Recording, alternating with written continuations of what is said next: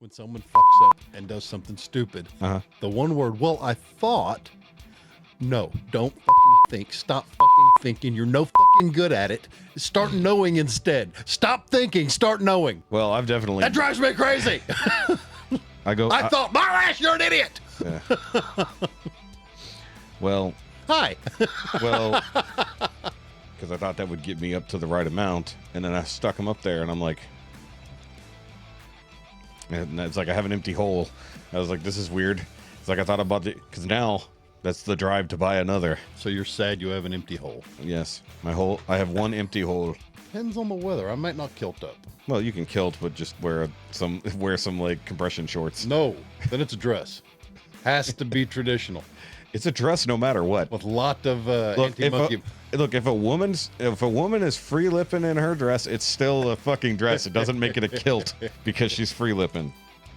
And I had to wait for a Intergy employee to pull out because he was like right there, and I'm like, it's gonna look weird if I try to pull in here right now. I don't mind me. Click. Yeah, exactly. Don't mind me. Yes. Would a non-book nerd care? I enjoyed it. But you are a book nerd. There's so much setup right now going on. You got to get through the setup. You got to get through the storytelling. I know I've told people this before, and they ignored me and said the series was bad. No. Hey.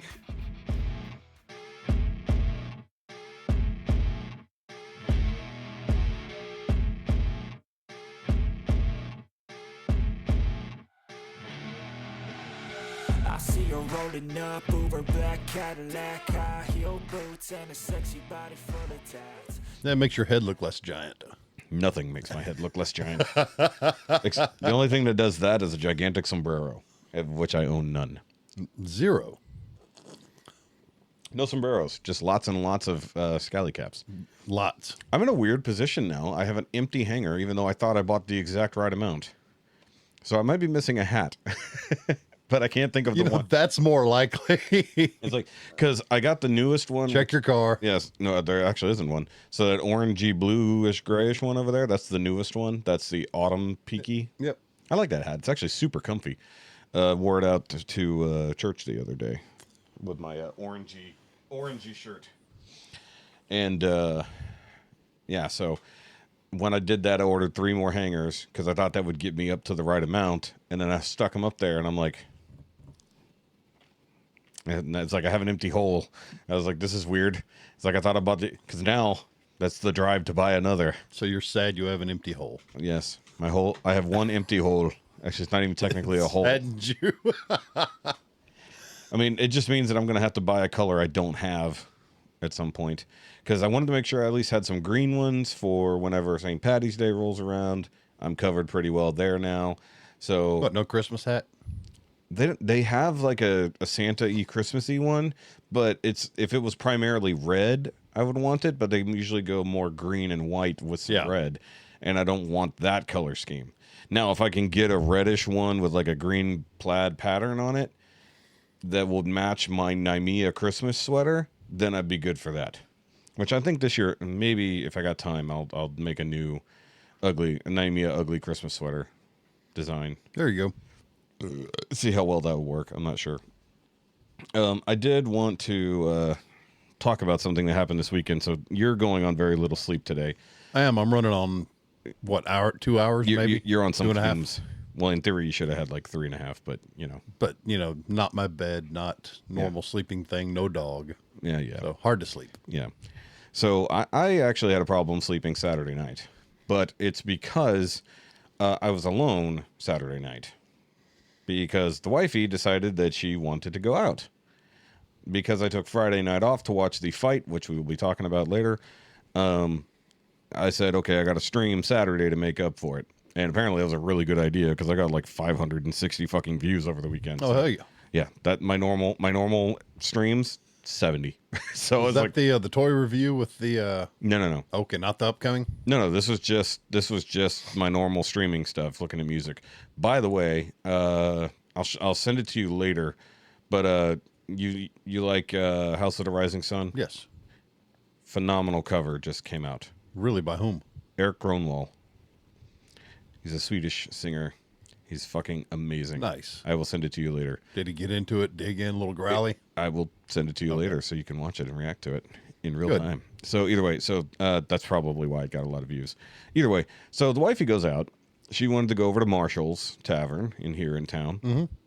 She, when we lived over there, it made sense. It's like 1 minute away. Yeah. So you could walk there if you had to. Yeah. And there was one time she did get very drunk very quickly, and I ended up meeting her over there after a stream. And basically, I had to drive her ass home because she got so drunk she couldn't drive. And she can't hold her alcohol lately, like over the last couple of years. Maybe it's the meds or whatever. Or out of practice, whatever. That too. But I told her, it's like, look, be careful. Don't drink a lot because you're a lot further away now. If I got to come get you, it's not going to be quick, And she's like, I'll be fine. I'll be good. I was like, okay. She's like, she kind of wanted to do some dancing, and there was like a Scottish country band playing. Okay. I don't understand, but that's what she wanted to go see. So I texted her after we got done with the stream. I said, hey, how's it going? It's going good. I've had a couple beers and hanging out with this lovely couple, listening to music. And I said, okay, cool. And at this point, I'd ended the stream early. It's like 9:30. She left around before 8. Usually, Jessica wants to go to sleep at like dark 8:15. Yeah, dark is basically what it turns into. She gets home and asks if she can go to bed. But it's 9:30. I'm tired. I've had a long fucking Saturday. Mm-hmm. I didn't take a nap. She took a nap. She did go shopping throughout the day, but she took a nap when she got home. But I'm like, okay. I figured, thinking maybe she'll hang out for another hour or so. She texts me around, I don't know, 10, 15 or so. Like, I'm like falling asleep on the couch. I'm fucking out. And she's like, hey, I think we're going to go over to Dalton's. And I'm like... Which is always a good idea. And that's basically what I said. I said, hey, I'd rather you not go over there without me or at least someone in tow. It's like, just because I've heard too many fucking stories about that bar.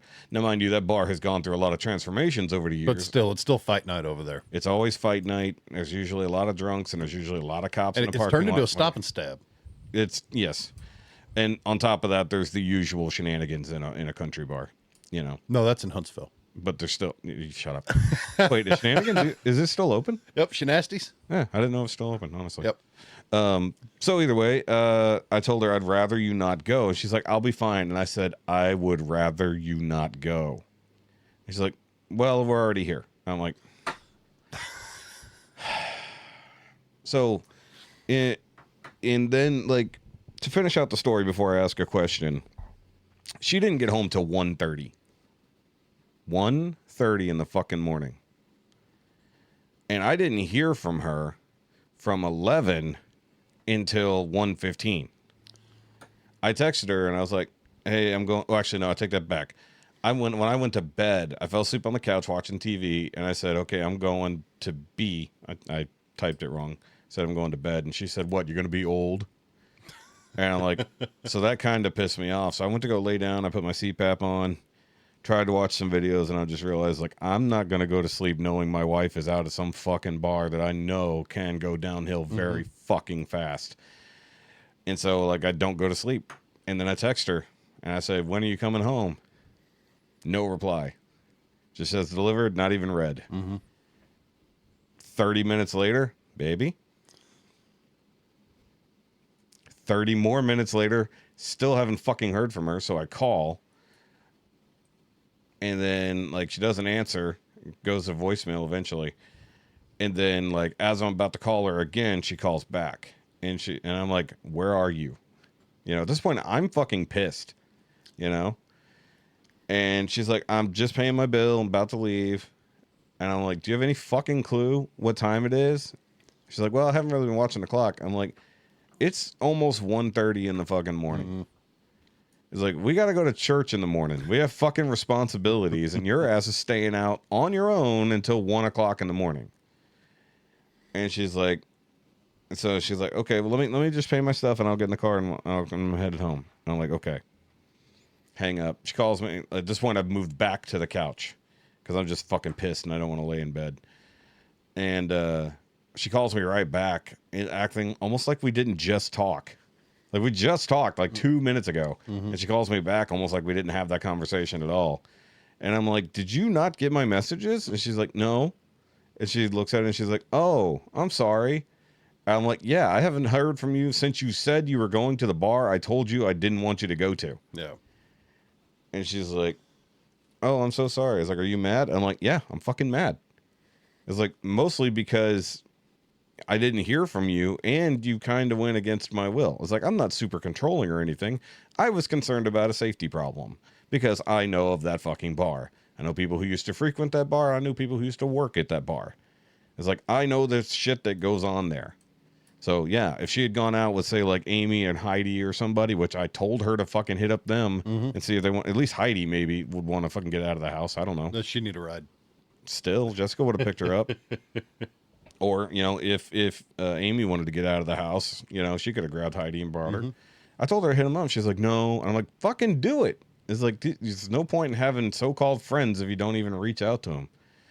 But either way, my question is, am I just being an asshole, or am I kind of more in the right for being concerned about in this situation? The only thing I can comment on, only thing I'm allowed to comment on, is the safety aspect. Yeah. Other than that, I have no say in anything. I've put my wife through, during my bad years, putting my wife through the exact same thing, more nights than I can count. Never calling, coming home late as hell. Coming home drunk as hell. Drunk as hell on the bike. Which is way worse. Not coming home at all. Yeah. I mean, just so I got no ground to stand on. I will not pass judgment on any of that. Those are. Well, you can pass judgment as someone who has done those things. Safety thing, yes. Well, because you've had a spouse go through it. Yeah. So Amy's the better one to talk to. I know, but I'm just saying in this situation, like, I don't really feel like the bad guy, but I feel like I could come off as the bad guy just talking about it. At the same time, we both know how easy it is to lose track of time when you're having fun, goofing off, drinks are flowing. And it's happened to both of us. Yeah. But the main difference is that if it was a Saturday night and we were, say, over at the Chidey house, we'd be together, we'd have a reason to both be out, we'd come home together. Yeah. And we'd probably go home at a reasonable time, knowing we have shit to do first thing in the morning. Because the rest of us are old and go to bed early. Everybody else is old and goes to bed early. So, but also, like, when I go out to Copperhead, basically they close at 9, usually 8 if nobody's there. Yeah. And I have a few drinks. I come home before it hits me. And if it's going to hit me early, I'm going to drink a fuckload of water or find some food or go on a very short ride to somewhere else where I can sober up before attempting to truly come home. Not that it's that far, but I've left that bar way too drunk before. And that's where I learned to pace myself. You and me both. I've had to change my drinking habits there because of... those 4 Medusas in a row? Yeah, don't do that. Yeah. Well, I kept going back and forth. See, I don't even hit a Medusa if I'm driving now. It's either the IPAs, the double IPA, or something lighter. Well, see, I still almost always go for the barrel-aged stouts first and then drink all the light beers to pace it out. But even nowadays, I have 2 drinks and I'm done. Yeah, you made yourself a lightweight. I did, on purpose. I had to. Yeah, it's true. But I think the biggest issue I had is that even... I had to do that because I was becoming a heavyweight. Exactly. And I think that my main concern about it is that, yes, I will go out to a bar on my own. I'll go out to eat on my own. But the thing is, I'm not almost never with strangers. I go to Copperhead. Everybody there knows me. Everybody knows Jessica. So if something happens, they can get a hold of me. Mm-hmm. I know virtually everybody who frequents that place almost on a first name basis. If they don't know me, they know who I am. They may not know my name, but they know who I am. Or odds are I'm going to run into somebody I know on a personal level there because we all go there to hang out.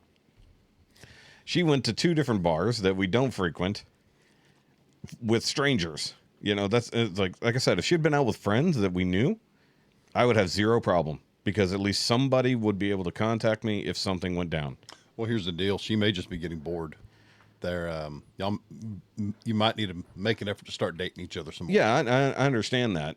And the thing is, this Saturday was a complete flip-flop of the normal thing, because even though she didn't feel good, she got up, went shopping. She had some shit to get for one of her coworkers who I think her birthday is either today or tomorrow. So she went and got birthday stuff. She went and did some shopping, some necessities for around the house.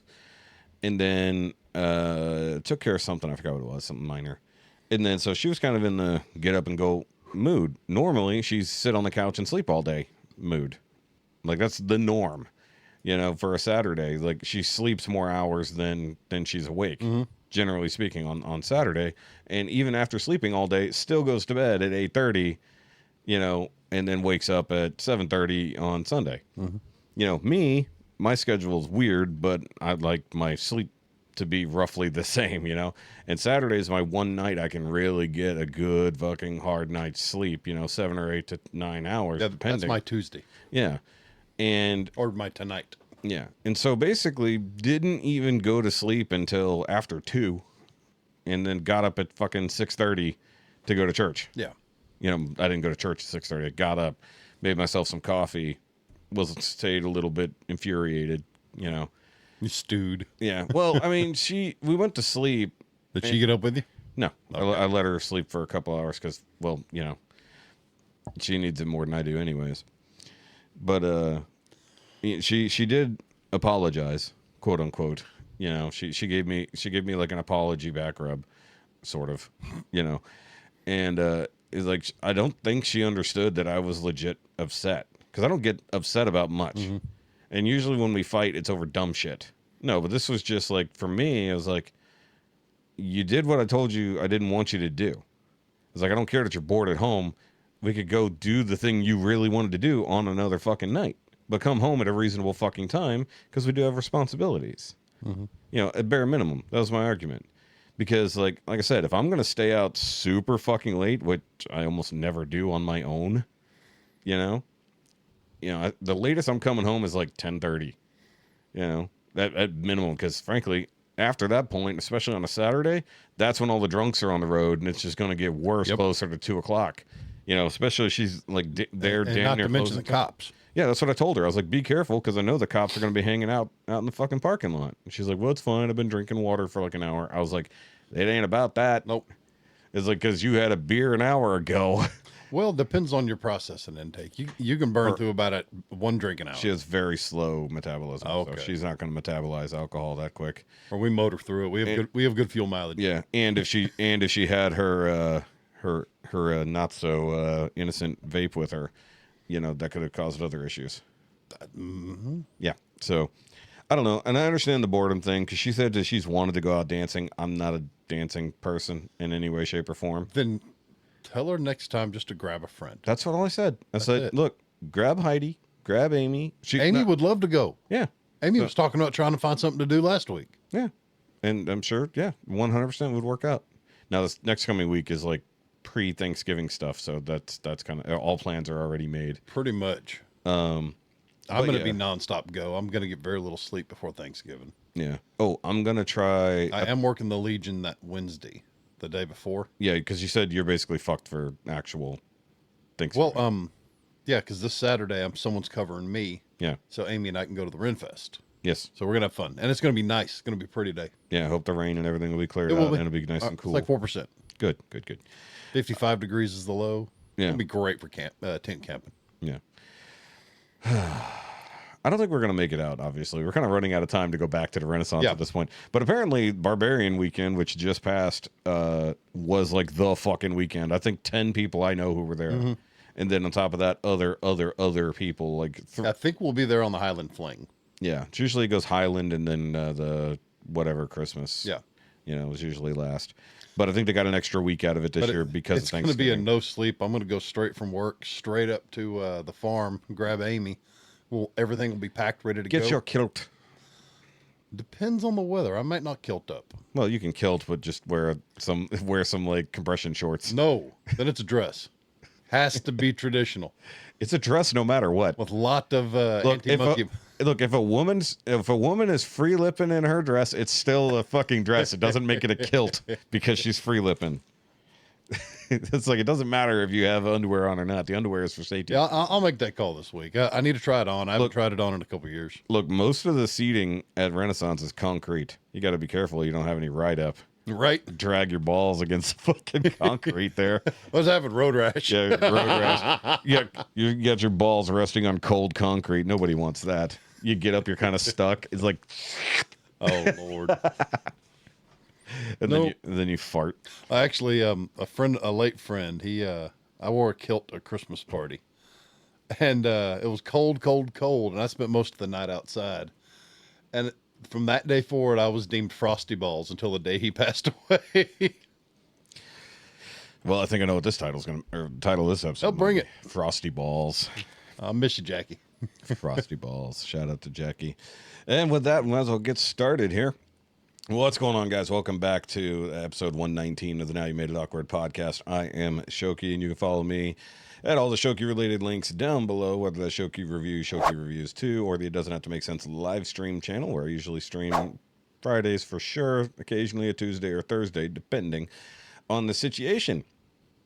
But, of course, what was the other things I needed to promote here? Let me just think, because I had the order written down, and then I had to focus on cameras, and I forgot everything else along the path. Where'd you write it down? On the thing. Yeah, I wrote it down on the thing. I forgot where I wrote it down. Either way. Look, it was a weird morning, okay? You're still bad at this. No, the problem is I think about it. If I don't think about it, I flow. When I think about it, I fuck it up. You think, therefore you don't. Yes. That's exactly correct. That is exactly correct. So what I wanted to say was make sure you like and subscribe to this channel, especially here on the YouTubes. It'd be great if we could hit 100 subscribers before the end of the year. Shouldn't be a big deal, but you never know. Come on, help us out. And if you're over on the Rumble, check that one out too. I mean, Rumble's just an alternative. It needs help. It also needs help getting rid of the fucking bots. I didn't get a notification, but yes, the newest episode. Are you 100%. Are you reporting that to the every time? Okay, every single time. I don't think it makes a difference because it happens every time. Yeah, I think because it's a new account, it doesn't change. So yeah. The other thing I want to make sure to mention is the Shoky Reviews Patreon, where you can get the full video, uncut version of this podcast. Because if you're watching it normally, you don't get all of the video. And also sometimes, like last week, I added an extra 10 minutes at the end where I needed to rant about some stuff that was not going to go public. So there we go. And that basically goes to helping me do stuff. Like I took some of that money and I bought a couple other items that we can use here on the channel, including another set of lapel microphones. Nice. So that we can have 3 people at the same time. Well, as soon as we get our other large mammal friend squared away, we got some taste testing to do. Yes. I also have another large mammal friend who may help us with that too. So we might have Louie sometime soon, because I hung out with him on Friday. Sweet. Get all of them. Be the bod squad. It'd be too many. Too many of us drinking in the same spot. But either way, with me, as always, is good old Heffy. Hey, I'm here. He's no longer Jeef. It was a 2 week. I have to remember to fix it in the edit though. that would be the dick move. I forgot to fucking fix it in the edit. No, just still Jeef. It just says Jeef. So of course you can follow him at Grounded and Grumpy on the Instagrams, where hopefully he will start posting some of the modifications he's making to his That'd new be ride. a great idea. I need to start doing that. Yeah. So if you're taking pictures of stuff as you're doing it to your car, post it. Yes. Excuse me. Good Lord, that came out of nowhere. I was trying to talk and just burping all over the place. Such a heathen. I don't care. Heathenses. I don't care. It's like I'm unfiltered for the most part. Yeah, you are. It's called being authentic, Chief. Unfiltered, full fat. 100%.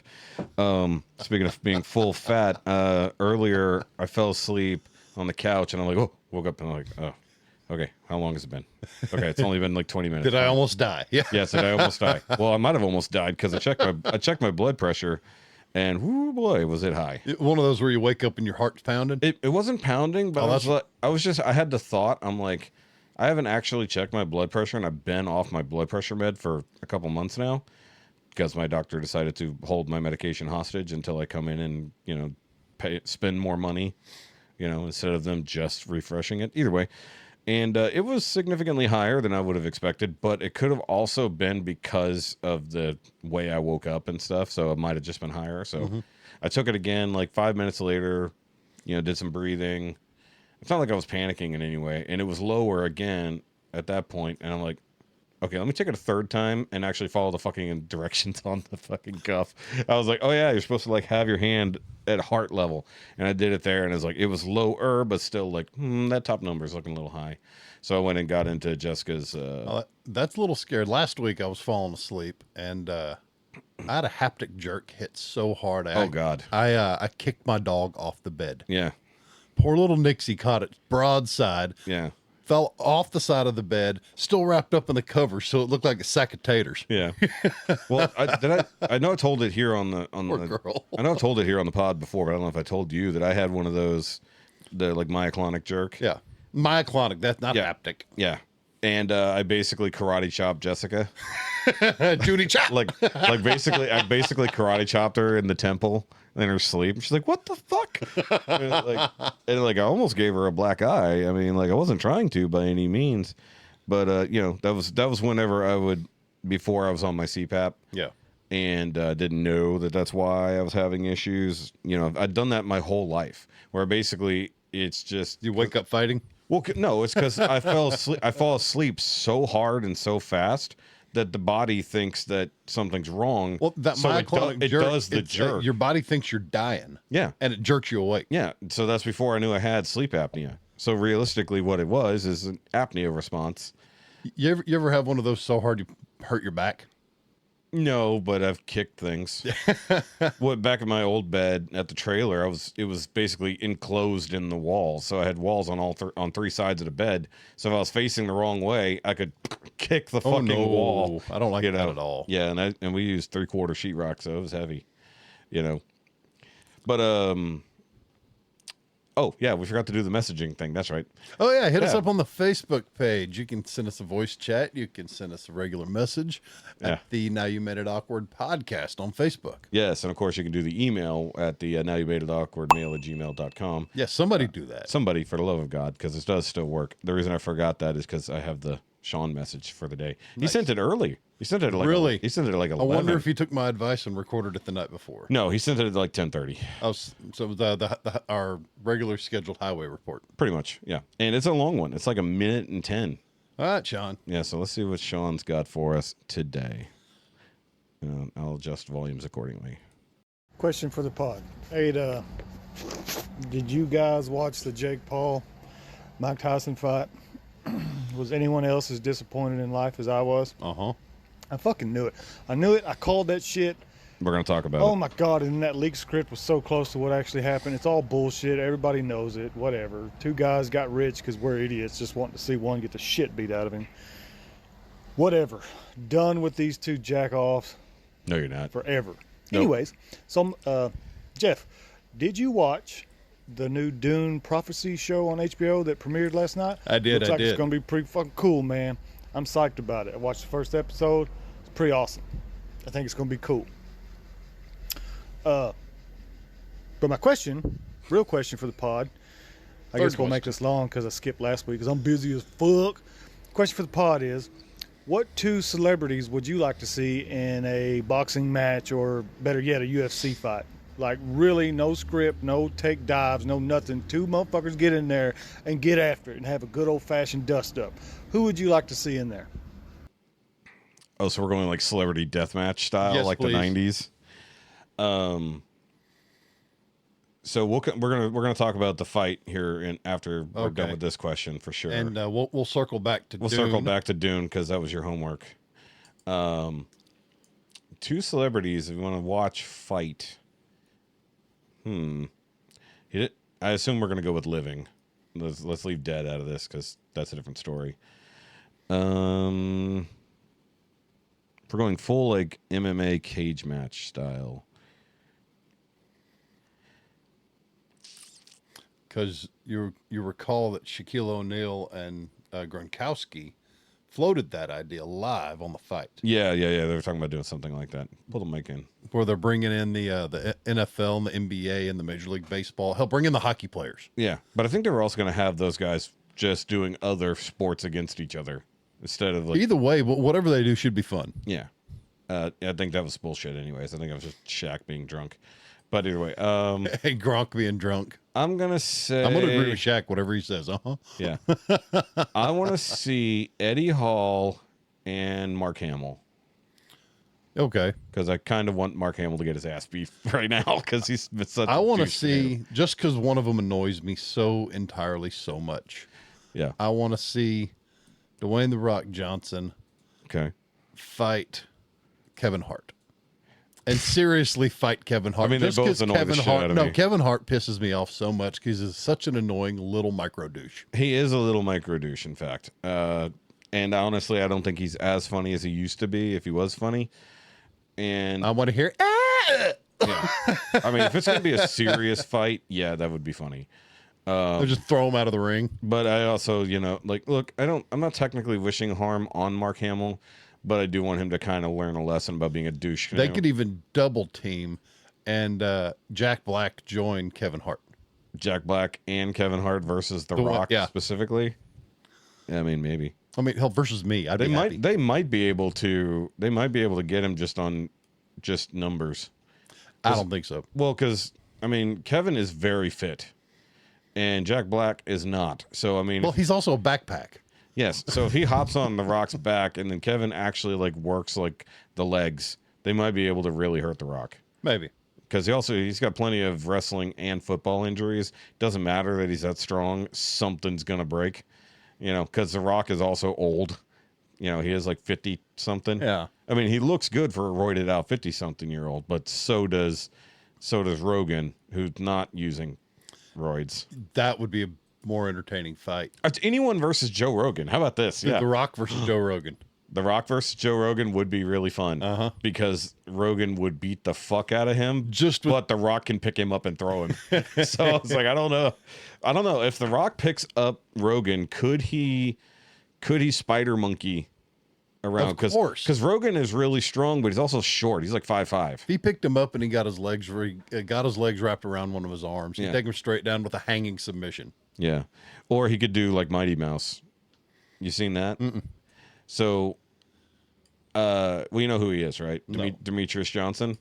So he's pound for pound one of the best fighters ever, because he masters all his shit. He was effectively self-taught, and then when he finally started truly training and getting in the ring, he just fucking owns everybody. Oh, kind of like Paddy the Baddy. I don't know who that is. Small little Irish psycho. Yeah. That is one of the best of the bantamweight fighters I've ever seen. Oh, I don't know. But go watch the unsub with Demetrius. It was about 3 months ago, because he talks about it. But they were talking about him before he came on, and one of his big things is he'll fight people in open divisions. Mm-hmm. So anybody of any size class can join. So the original UFC, kind of. So which came out when we were children's. Children's, yes. And so he goes up against this dude who's 6'3", 320 pounds, and he's 150 pounds and 5'6". Yeah. And he submits this guy.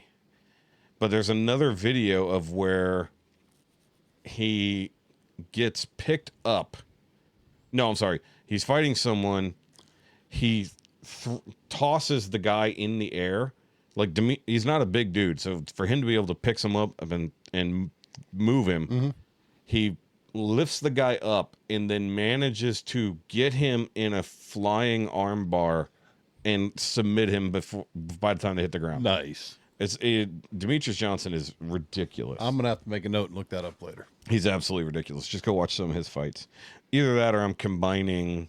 Oh, you know what? I might be combining some separate stories. Either way, Demetrius Johnson versus that huge guy is ridiculous, because he's literally like a spider monkey. He looks like, you're talking about your squirrel you used to have back in the day, and how it crawls around on you. So when he gets on this big dude, he literally is just he can't. They got the flying armbar right here. Oh yeah, I'll check it out later. Yeah, because he's literally in midair when he does it.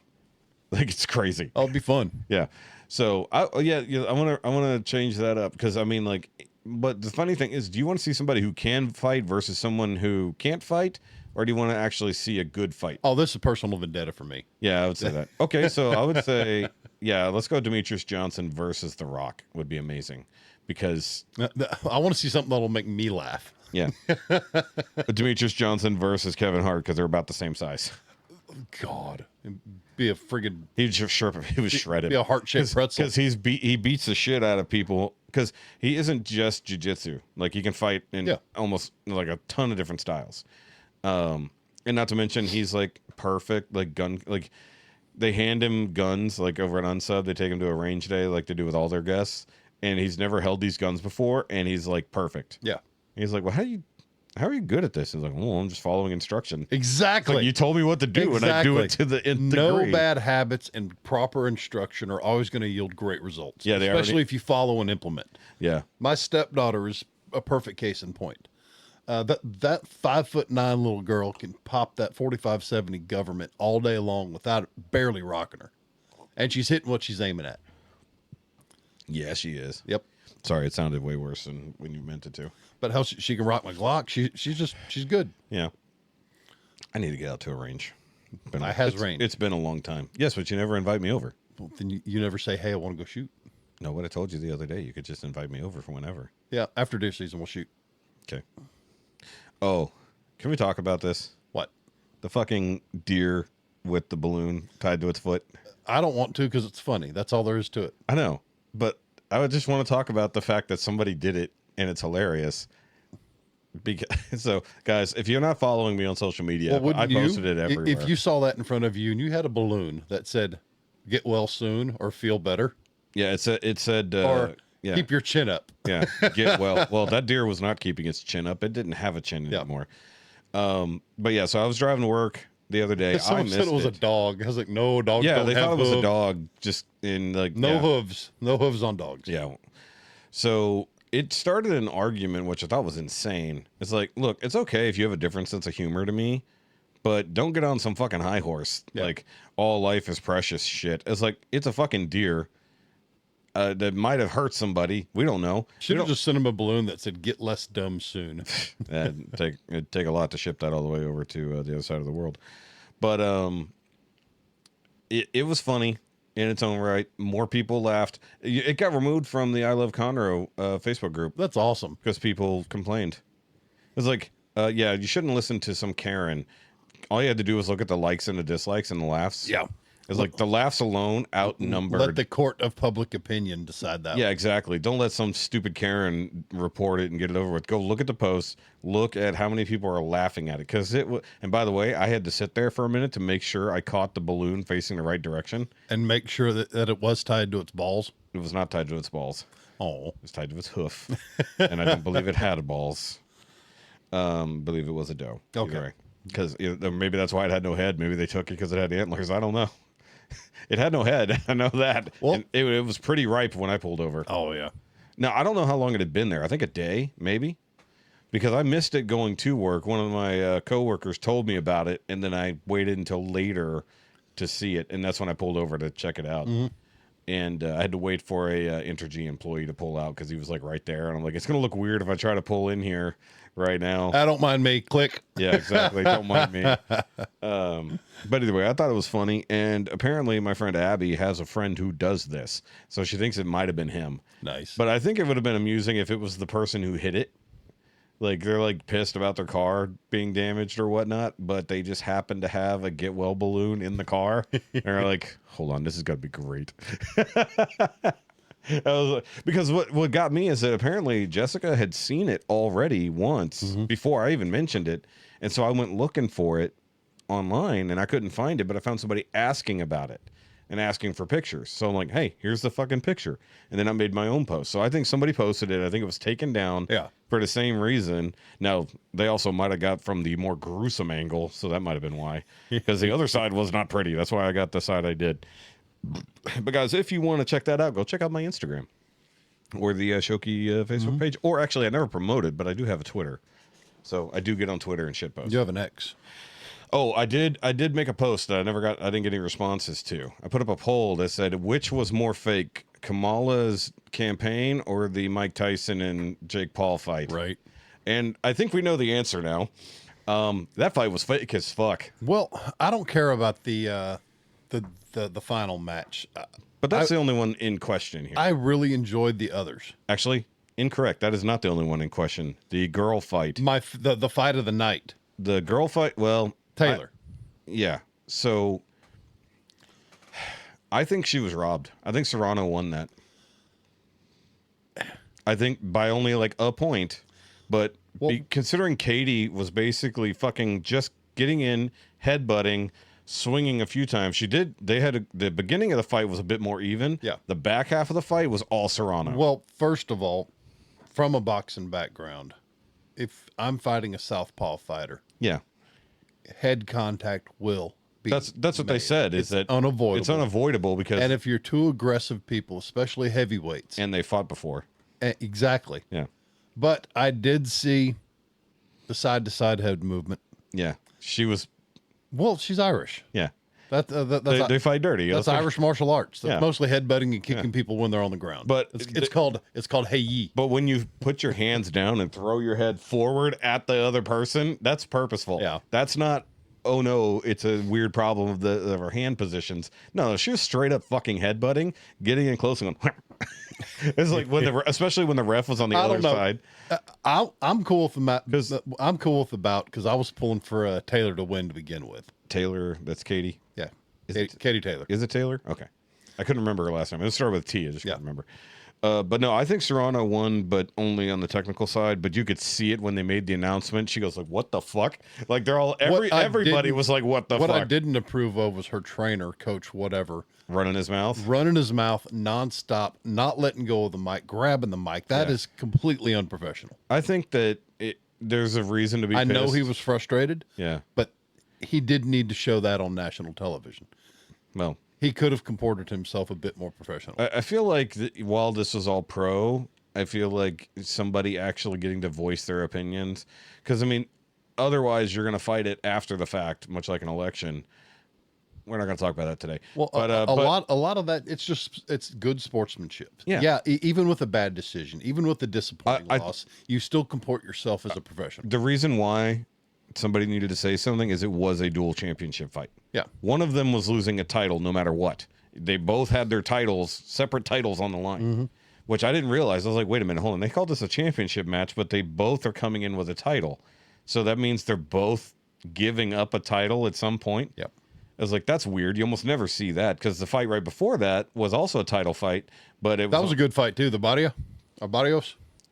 Did you see what happened? I don't think anybody caught it. They had the wrong name on Barrios. Really? So yeah. They called Barrios as the winner? No. During his walkout, his name was Mario Barrios. They put Marcus on the fucking title card. No shit. Like whenever they're showing the fight, and I'll try to find a screenshot of it later if somebody got this. So, they had the info cards as they're walking out. Every single card said Marcus. Oh, that's funny. I was like, this is a huge, fucking massively expensive ordeal. Going out to 140 million people. Yeah. And they put the wrong fucking name. Because they kept saying Somebody Mario. got fired. They kept saying Mario. And I'm looking at the screen and it says Marcus. See, that decision actually surprised me. I think that, what was the other guy's name? Abel something or other. Or maybe his last name was Abel. No, his first name was Abel. Or as they kept saying, Abel. Abel, yeah. That guy was great. They both fought well. That was a good clean, fight. Proper fight. And I enjoyed watching it. Was it not Morano? No, something like that. Serrano? No, Serrano was the chick. Okay. Either way, but that was a really good fight. Barrios was out of gas by like round 6. And these guys had to go 12 rounds. Well, they didn't have to go 12 rounds. And then the Indian fighter in the first one, he was fun to watch. Okay, so the first match was a fucking joke. It was basically a mirror of what was going to happen later. I don't know. I've seen that Indian fighter in the Tollywood film Triple R. RRR. Yeah, Dolly. Tollywood. Bollywood. Nope, Tollywood. I don't go. They speak the Telugu language That's fine. instead of still calling it Bollywood. It's a grand thing. Anyway. Yes, so he was great. He was stupid fast, knew what he's doing. He is a fighter. He was experienced, and he never put his guard up. Never, ever put his guard up. He put his hands down and said, come punch me, and then he couldn't. And all those announcers could do was dog his conditioning. Yeah. That's the only thing they could say bad about him. Yeah, because the other dude was basically like an influencer who wants to box and a professional boxer. Mm-hmm. So realistically, it was a mirror to the final fight. Yeah. Except so much worse. That fight was definitely worse because at least Tyson had some contact. That dude could not hit the Indian guy. What a lot of people didn't like the showboating that was there was a bunch of showboating, but in Indian boxing yeah. leagues, that is so normal. That is commonplace. That is part of the entertainment. And I would say that since there was no title on the line, that was purely exhibition. Yeah. Yeah. Showboat. But even in India, regular boxing clubs, that's part of it. You ever watch cricket matches? No. The Indian teams are so loud, so aggressive, so just in your face about everything. That's just part of their culture. I think that's just rebelling against the British. Yeah. I think it's really what it is because the British cricket matches are super quiet. Yeah. And highly focused like it's golf. It's like, this is not golf. I've watched a couple with the Australian team and an Indian team. That was a blast. Oh, I'm sure that was a mess. But I didn't watch all 5 days of it. Yeah. I found these clips where they did hit, play, just one after another. No reset, no nothing. Yeah. So I was learning the game, trying to figure out what was going on. And it was a good, fast way to actually see a lot of action. Yeah, yeah. Because, 5 days with 380 points, Oh, yeah. All right. So let's at least talk about the actual reason everybody watched that fucking spent 4.5 hours watching that shit. Or 6.5 because of interruptions, drops. Yeah, okay, so I love that there's like mixed reporting on this, as though it wasn't Netflix's fault. It's like, no, it's local carriers' fault. I was like, no, it wasn't, because everyone experienced the same blackouts across the board. That was not a local carrier problem. Man did not at the farm. Yeah, people. He dropped nothing. Really? At the farm. Weird. Oh, because some people said that like it might have been population and overloading of area servers. Well, that's where they're talking about local stuff. Yeah. But the funny thing is that almost everybody that I know, even being across this country and even across the world, all experienced the same dropouts at the same point. Mm-hmm. Now, some people didn't get it back at the same time others did. Like Shaun gave up when actually I had signal. But even here in the apartment, we were out there. I was impressed. Even though I got interrupted, they had the foresight to set it up to be able to return right where you left off. Yeah, it was live streaming and you didn't miss anything because it just went. So I got a call from my wife. How'd you like the fight? I don't know. I'm still trying to watch it. Well, I said, don't you say a damn word. Yeah, that's why I was trying not to post any spoilers as I was raging about it. But like eventually it got stable. But I came in here and I was watching it on the wired connection on the computer because the Wi-Fi kept failing. Because once again, everybody here is all trying to watch it all together. So yeah, population density had something to do with it. But Shaun had no signal. And he's in the middle of nowhere in a tiny town. True. So that might also be just a bandwidth problem in that town, period. Yeah, he might still run a dial up. But also the fact that, it got worse as the night progressed. And then as it got closer to the big fight, when clearly more people were logging on, it got worse. So I think it was a combination of all the above. Netflix wasn't ready for it. They probably only stress tested it to like 30, 40 million and probably had like 90 million live watching. I think if they do something like this again, it's going to be better. Hopefully. But either that or local carriers need to open up shit, because I know some people did it on cell phone and didn't have a problem because they weren't on wired internet. I was doing it on cell phone, still had a problem. Yeah. Well, also where you were at, probably. Yes. It's like because you're in a population density of the apartments. Yeah. What, 4 miles that way? Yeah. It's been the same problem here. Plus, indoors, we have shitty signal here. So, either way, the fight itself, nothing to write home about. Yeah, it was boring. And it shouldn't have been boring. They had 1 or 2 good connections. That's it.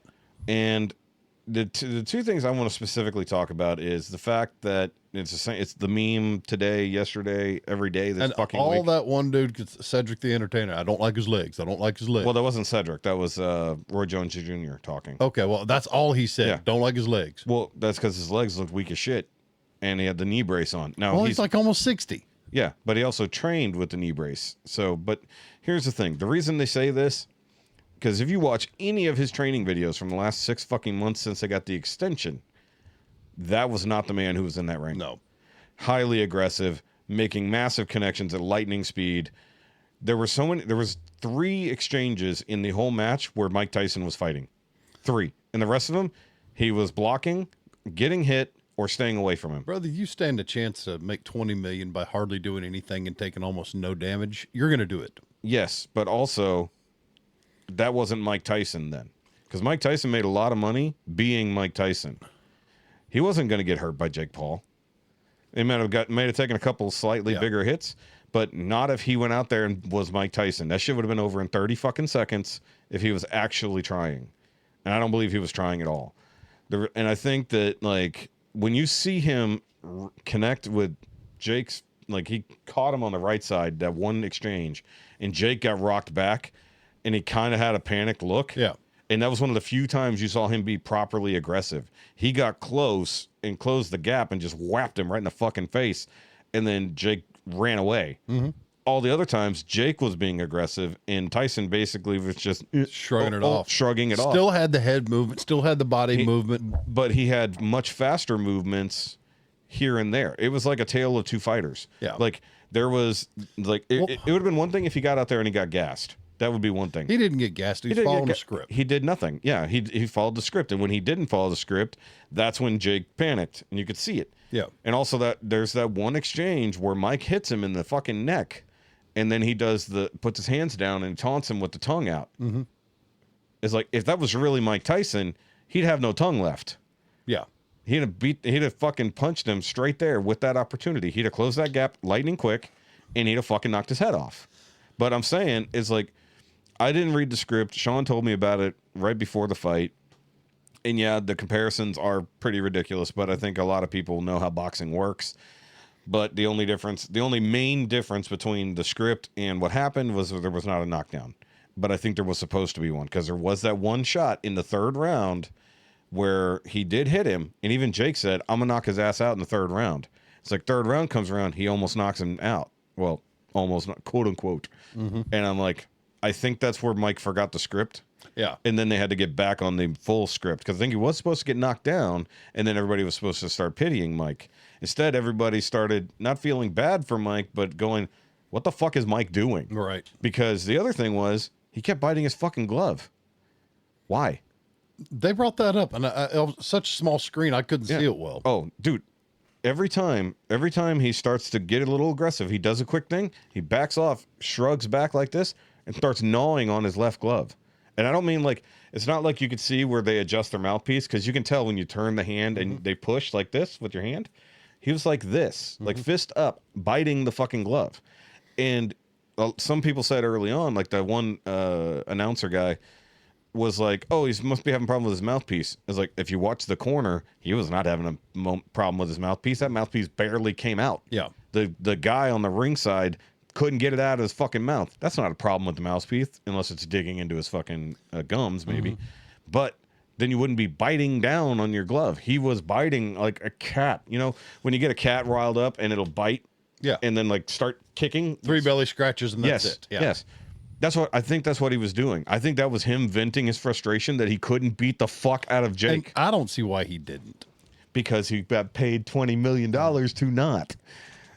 Look, all of it was for Jake. Not a single bit of it was for Mike, other than him getting back in shape. Yeah. But this is why I said, is like, you know, I guess the cameras followed him a little bit. You think if he does something else, he's going to let loose? I think if he got in the ring with a serious boxer closer to his age, because only 4 years ago he fought Roy Jones Jr. in an exhibition match. Yeah. And it was a significantly different fight. Hell, when did George Foreman do that he comeback? He did a comeback after 40. Yeah. And he was still a monster. Slow, but still hit like a fucking, cement truck. Hit like a grill. Yeah. Definitely hit like a grill. He left marks for sure. But I think that realistically, I think the problem is, if we had gotten no teases at all, if we had not seen evidence of Mike rocking the fuck out of his just trainer, felt sorry for him. No, we would have just said, oh, he's old and tired. But we saw evidence that he's not old and tired. They did that whole documentary about their training. Yeah. So how did we get... It's like, and the other joke I said is like, oh, they gave him the drugs they put Joe Biden on. Nice. So they made him slow and retarded. And then every now and then you get the rage, and then it kicks back in. It's like, that's what it looked like. Every time he went out, as soon as they started the mat or got him back out there, you could see he had some energy, and then like reeled it all back. I'm like... It's part of me is thinking is like, somebody's still rebuilding the fucking locker room this morning, because I guarantee you he went and destroyed something. Yeah. There's no way. It's like, Mike knows that he's an absolute animal. He knows exactly the person he is. He's talked about it on Rogan. He said he has that killer instinct. Everything goes tunnel vision. I'm going to kill the person in front of me, And the only reason he ever stops is because he was trained himself to stop killing people effectively. It's like if Tyson had never learned to box, he probably would just be a trained killer. You know, he'd have just been beating the fuck out of people on the street for a gang. Yeah. Basically, some gang enforcer. And they'd be like, this guy was literally beaten to death. There's no guns. There's no nothing. These are fist marks. He kills people with his hands. And I think also doing 14-ounce gloves instead of 10-ounce gloves, I think that was a choice so that any hits weren't really anything. You're like being slapped with a pillow. I mean, it's still Mike Tyson hitting you with a pillow. But I think that Jake knew if this was a real fight, his career is probably going to get significantly shortened. And for Mike, it would have just been, well, I beat up that stupid kid with a loud mouth. Right. But for me, it was just like everybody wanted to see Jake get rocked. At no point did he really get rocked.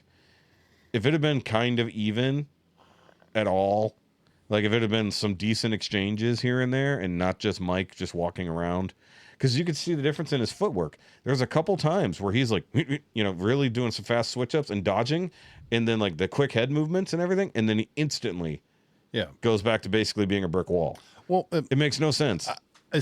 I'm one of those people that as soon as I see that fabricated, pushed drama, that I just turn off completely. I'm done. I don't want this bullshit. It was WWE. Yeah. But WWE has good fights. After that fight, I just stopped listening. I stopped watching anything. I was just, okay, I'm done with that.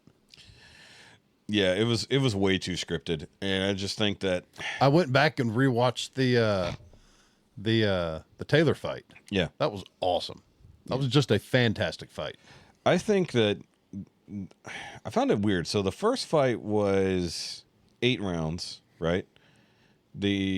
Or no, it was shorter than that. It was shorter than that, but it was 3. They were 3-minute rounds. Yeah, it was like 6 3-minute rounds. Then the guys for the championship was fucking 10 no, 12. 12 twos. I thought they did 12 threes. No, they did 12 They twos. did 12 twos. Yeah, because it's basically an hour each, yeah. And then the chicks were 10 threes. 10 twos. I thought they did threes. 10 twos. Okay. So I like the 3-minute matches were better, in my opinion. Well, I know they're doing it like they're doing it like the 1,000-foot drag race. They're doing to keep, like the 8th mile. No, fuck that. I don't want the fights to go the distance. This is the bullshit. They're doing it to keep the action up, to keep it from gassing out in that 3rd minute. Nah, I want them to beat the fuck out of each other as fast as possible. It's like might as well give them a minute. Like, hey, just get out there, wallop each other real quick, and then hop back. We're gonna do 30 rounds. 30. Dude, okay, so somebody looked this up. I forgot which podcast it was. Oh, it clearly was Joe Rogan. That's what they're talking about. It was only in modern day that they started having short matches, I should say. I was trying to say bouts and matches. Batches. Basically, like in the old days, bare knuckle boxing, they went until somebody was down. Yeah, they just fought. Some of them were like 60 some odd rounds. I think the record was like 110. Like, that's a lot of fucking rounds of guys just beating the fuck out of each other. But we were built tougher, I guess. Old schools. Yeah, literally, fisticuffs. Pugilism, as it were. The sweet science. Yeah, but that's back before it was just complete outlaw. Total outlaw boxing. Can we have this? Let's just do total outlaw boxing. Then they get the British version. It's like Pride. Dude, there's some pretty heavy duty British boxers, so I don't know. But I think the fact that they had like Evander Holyfield and a couple of the other guys, Sugar Ray Leonard, there for commentary, and they were both like, "This is fucking sad." It's like, because they know better. Both of those motherfuckers know better. What bugged me was that female commentator didn't know what she was talking about. Which one? The annoying one. You're gonna have to narrow that down. Okay. Well, Rosie Perez was the one talking during the actual fight, and she knows what she's talking about because she's watched boxing forever. She's commentated on boxing forever. The chick because you can't confuse the people who were talking during the fight for the people who were talking in between the fights. I still didn't like Rosie Perez's commentary. She just annoyed me. She was better than the one dude who was talking, who was getting everything wrong. You know, she at least knew what she was talking about. So does Roy. Roy was a fighter. Well, to give myself any credit, most people annoy me. Yeah, but no, I think she was better. And I think that the hosts of the show was stupid. It's like the commentators should have been the hosts. Yeah, it's like, because then you just talk to the same people the whole time.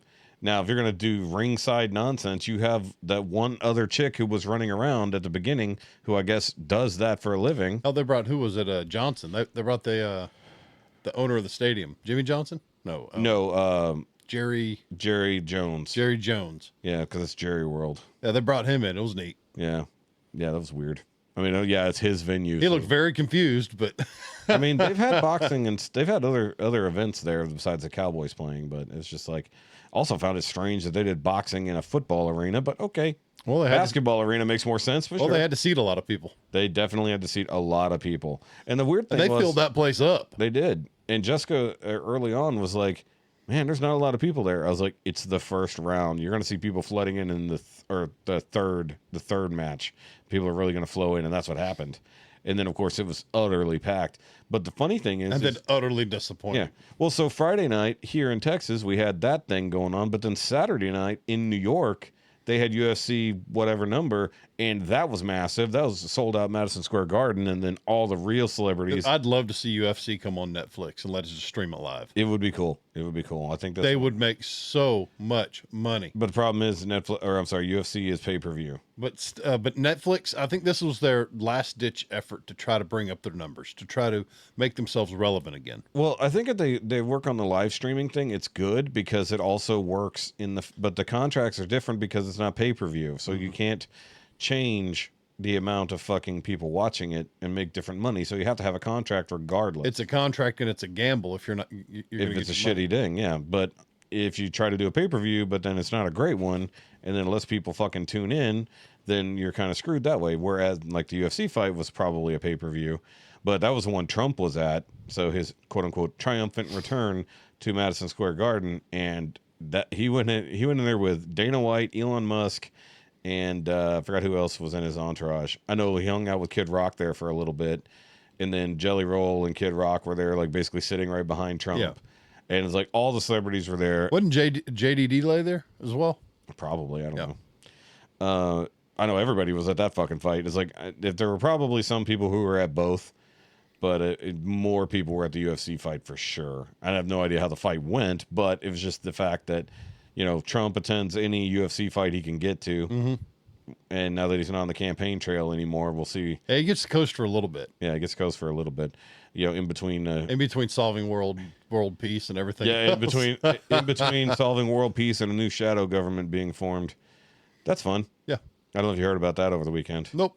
Oh yeah. Well, Democrats are already planning their shadow government to undermine. Then they said it out loud. Congress members started telling which people they're going to have in the alternate. And I'm telling you, I'm not surprised. Yeah, I think it's insane. Like, that's sedition. The Democratic Party is now has always been for probably the last 20, 30 years just a criminal organization. Yeah, I mean, Republicans aren't that much different. No, not much different, but we like to pretend we're on the side of right. Yeah, exactly. And there's rhinos who suck, like the one of them's already come out against having Matt Gaetz as Attorney General. And it's like, I won't support it. It's like, well, you're getting primaried. Yep. Good luck. It's like literally, it's like they said, start campaigning. Anybody, any Republican coming out against Matt Gaetz, or basically any appointment by Trump is like, you're getting primaried. Yeah. It's like, sorry about that.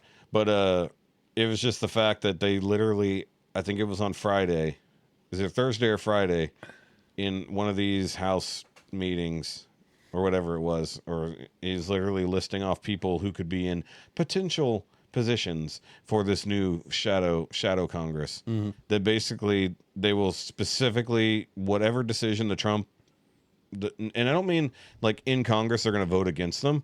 I mean, these people are going to take direct action against any action that Trump tries to make. They're going to intervene in the army for any foreign ventures. They're going to intervene. So if they say Trump's going to have a meeting with Putin, they're going to try to beat him to it and fuck him over. Like, go in person. Isn't that like treason? That's literally sedition. Yes. Yeah. So good luck with that, Democrats, because, you know, you guys are the ones who talk about peace and unity all the time. Yet unless you don't agree with them or you don't do what they want, and then they turn violent. And yeah. Though I can't wait for all the Hollywood celebrities to leave. There's a big long list, and some of them apparently Robert De Niro is working on it. So yeah, they remind me a lot of Islamic fundamentalists. Isn't that weird? Like the fanatics. Yeah. Hey, we're a religion of peace unless you don't agree with us, and then we're going to kill you. And it is literally death to the infidel. Yeah. Literally. That's the way they treat it. So, yeah, I can't wait for January 6th this year to happen.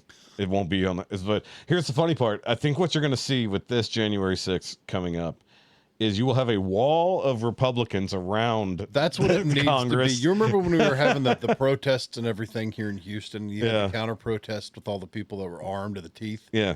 That needs to happen. I think you're going to have like... With solid leadership, solid direction, and directives to not harm unless you're attacked. Do not harm and do not take direct action unless your you're life attacked. is at risk. Yeah. It's like you stand there and you guard. So it's going to be like MAGA people, actual National Guard, and then an army of fucking leftists around it. It needs the front line, the stand, don't react. How about... And then quick reaction forces posted behind them. How about, unlike what happened the last go-round, I don't know, the incoming president actually puts the National Guard there to help protect. I think that's going to happen. I think so. Okay, I didn't really want to talk about politics that much, but that shit came up and it pissed me off. Yeah. I do want to talk about Dune, because I need to know about it. This Dune series is, yes, it's good. And it's Dune Prophecy. It's House of Dragons on Arrakis. Kinda. House of Arrakis? There are political struggles. It takes place 10,000 and change years before Paul Atreides was born. So let me ask you this: is this still post Butlerian Jihad? Yes, it's right after the Butlerian Jihad, about 150 years. So everybody is still anti-thinking machine. They are violently opposed to it. This is a series more for the diehard fans of the book that's what I figured.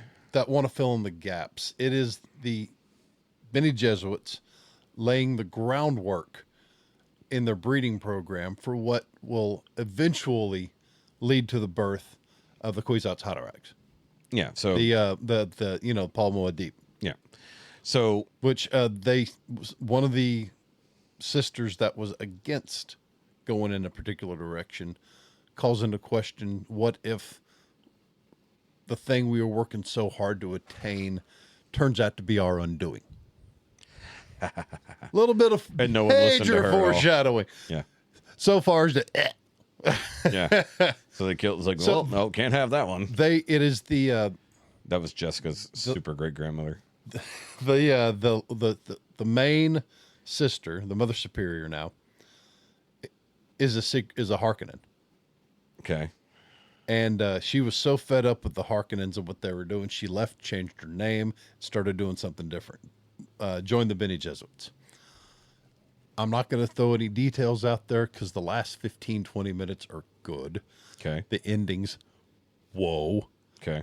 But for diehard fans that do enjoy it, that do kind of like that political intrigue, you remember the Frank Hubert's Dune, the 2004 or 2008? I mean, I didn't watch it, but yeah. In between the action. Wait. Is that the sci-fi one? Yes. Okay, that's the one I did In between the see. action, there was a lot of the political stuff going on. This is the political stuff, but there's some action here and there. The Harkonnen Mother Superior develops the voice of control and uses it for the first time on one of her sisters. Now, is that the spoiler you were trying to avoid? No. Okay. No, there's a better one. I'm going to shut up. If it's not a worm god, I don't care. I know it's not. Well, what happens isn't explained yet, so we have to wait till next week. So here's the only reason I question these things is, one, it's just called Dune whatever, but Dune like, Prophecy. Dune Prophecy. But it's like, I get that it's taking place in the Duneverse, but is it only all taking place on Arrakis, or are we going to other planets? They are on Getty Prime at the moment. So everything's in black and white? No, I'm sorry. Seleucus Secundus. Whatever that is. That's the seat of the Imperium. Ah, okay. That makes sense. Not Getty Prime. Seleucus. Yeah, Getty Prime is all black and white. Yes. That's I hope we get that. That'd be... So this is made in the 10,000 years before. But I'm saying this is in the current Dune universe. Yes. Like I said, 150 years after the Butlerian Jihad. Yeah. So, but I'm saying, like, this is set up to be in the current Duneverse. Yes. Okay. And it's laying the groundwork for everything that is to come. Okay. Well, I knew that. I know it's a prequel. But it's more for the fans of the books like myself that have had the book in their hands forever. And Shaun and I need to make a phone call and talk about this. Yeah. Or just come on the show one day. Yeah, right. It's like Shaun needs to take a vacation, come down here. He gets a vacation after 3 years of working on other people's vehicles. Right. But it's for the diehards that want the gaps filled in. Yeah. And then and so far it's doing a good job. Here's the funny part. I mean, I don't necessarily care about the prequel gaps. I care more about the gaps that the movies skipped over. Like, there's a bunch of shit the movie just flat out didn't do, or stuff that would have been in the background. Well, the most recent movies were good, but for me, they could have been way better. Well, yeah, because you only want it to be the way the book is. It was nothing like the book. They wrapped up everything entirely too quick and wrong. Yeah, well, that's because it's a different canon. Yeah. Anyway, for what it was, I enjoyed it. Don't give me that look. It is a different canon. For what it was, I enjoyed it. So what happens when this show takes the inevitable turn to make it fit in the current universe? That I will have words. Because it's not so much the events that happened, but in the current movies that were released, the events were perpetrated by the wrong people, in the wrong order at the wrong time. Well, that's what happens when you make your people own that canon. Yeah, were supposed to have been born weren't yet. Yeah, there's no kids yet. So I'm hoping we get a Children of Dune, so we get to see Aliyah of the Knife. I think we're gonna have to get here's the problem with the current Dune universe is they're skipping straight to Dune Messiah, and there's a lot of shit that happens between the two, and the fact that the fucking sister wasn't born yet, and she takes a lot of action between here and there. She does. Also setting up the distrust with the Fremen. Yeah. Of a child that was born with all of her mother's memories and everyone's memories. Yeah. Everyone's memories and the skills, speaking at such a young age. I feel talking of things and knowing things that she shouldn't yet. Well, hell, she can communicate telepathically from inside the womb at only 3 months old. Yeah. Yeah. So, I mean, I think that the issue there is that this is why I think that a series would be necessary for Children of Dune. Yeah. But to fill out that gap. But that was my biggest, the whole Aliyah thing was my biggest, because you didn't get to hear my favorite line ever. I know, because she didn't kill him. Yeah. It happens. Yeah. But also Chani becoming a fucking bitch and just leaving instead of realizing what, sticking around and realizing what Paul said we was going to do. That made no sense either. Nope. I was just like, that was like, okay, so how do they come back from this? Because there's a huge setup between here and there. Cheney will come around. I don't think she will. I think they will fuck it up. Because in the sci-fi, his mother told her that you will be wife in name alone. Yeah, the princess. Yeah, the princess. Erlon. Yeah. So it's like that's the thing. But we didn't see that conversation happen yet. This is one reason why there needs to be like a super extended cut of Dune 2. And in canon, in the books, Cheney knew that was the plan the entire time. He told her effectively, yeah, look, I will love you till whatever. And the thing is like, yes, then he became Muad'Dib. So that changes things. What we didn't see is Muad'Dib having, Cheney having Muad'Dib's child. No. And that child being killed by the Harkonnen Raiders. Yeah, which I think they very vaguely made a reference to something happening over the last few months, which is basically what would have happened, except the child was never born. Yeah. So I think that at some point it was like treated as like a miscarriage off screen and then never mentioned. Because they had baby Leto, I think. It's supposed to have been baby Leto Jr. And man, that it was heartbreaking. Yeah, and that's a huge and that's driving what lit force the fire. for them. That's what lit the fire under Muad'Dib's backside and started calling out all the Fremen and gathering the armies and getting the sandworms ready to go. And just it was so what we need now, even for something that's 20 years old, almost 20 years old now, that was such a great scene. So which new TVs have ruined for me. Yeah, we popped in my buddy Scott and I. We popped in an old DVD of that on a new TV. Yeah, and we watched it together and went, "Holy crap! We could see the painted backdrops moving."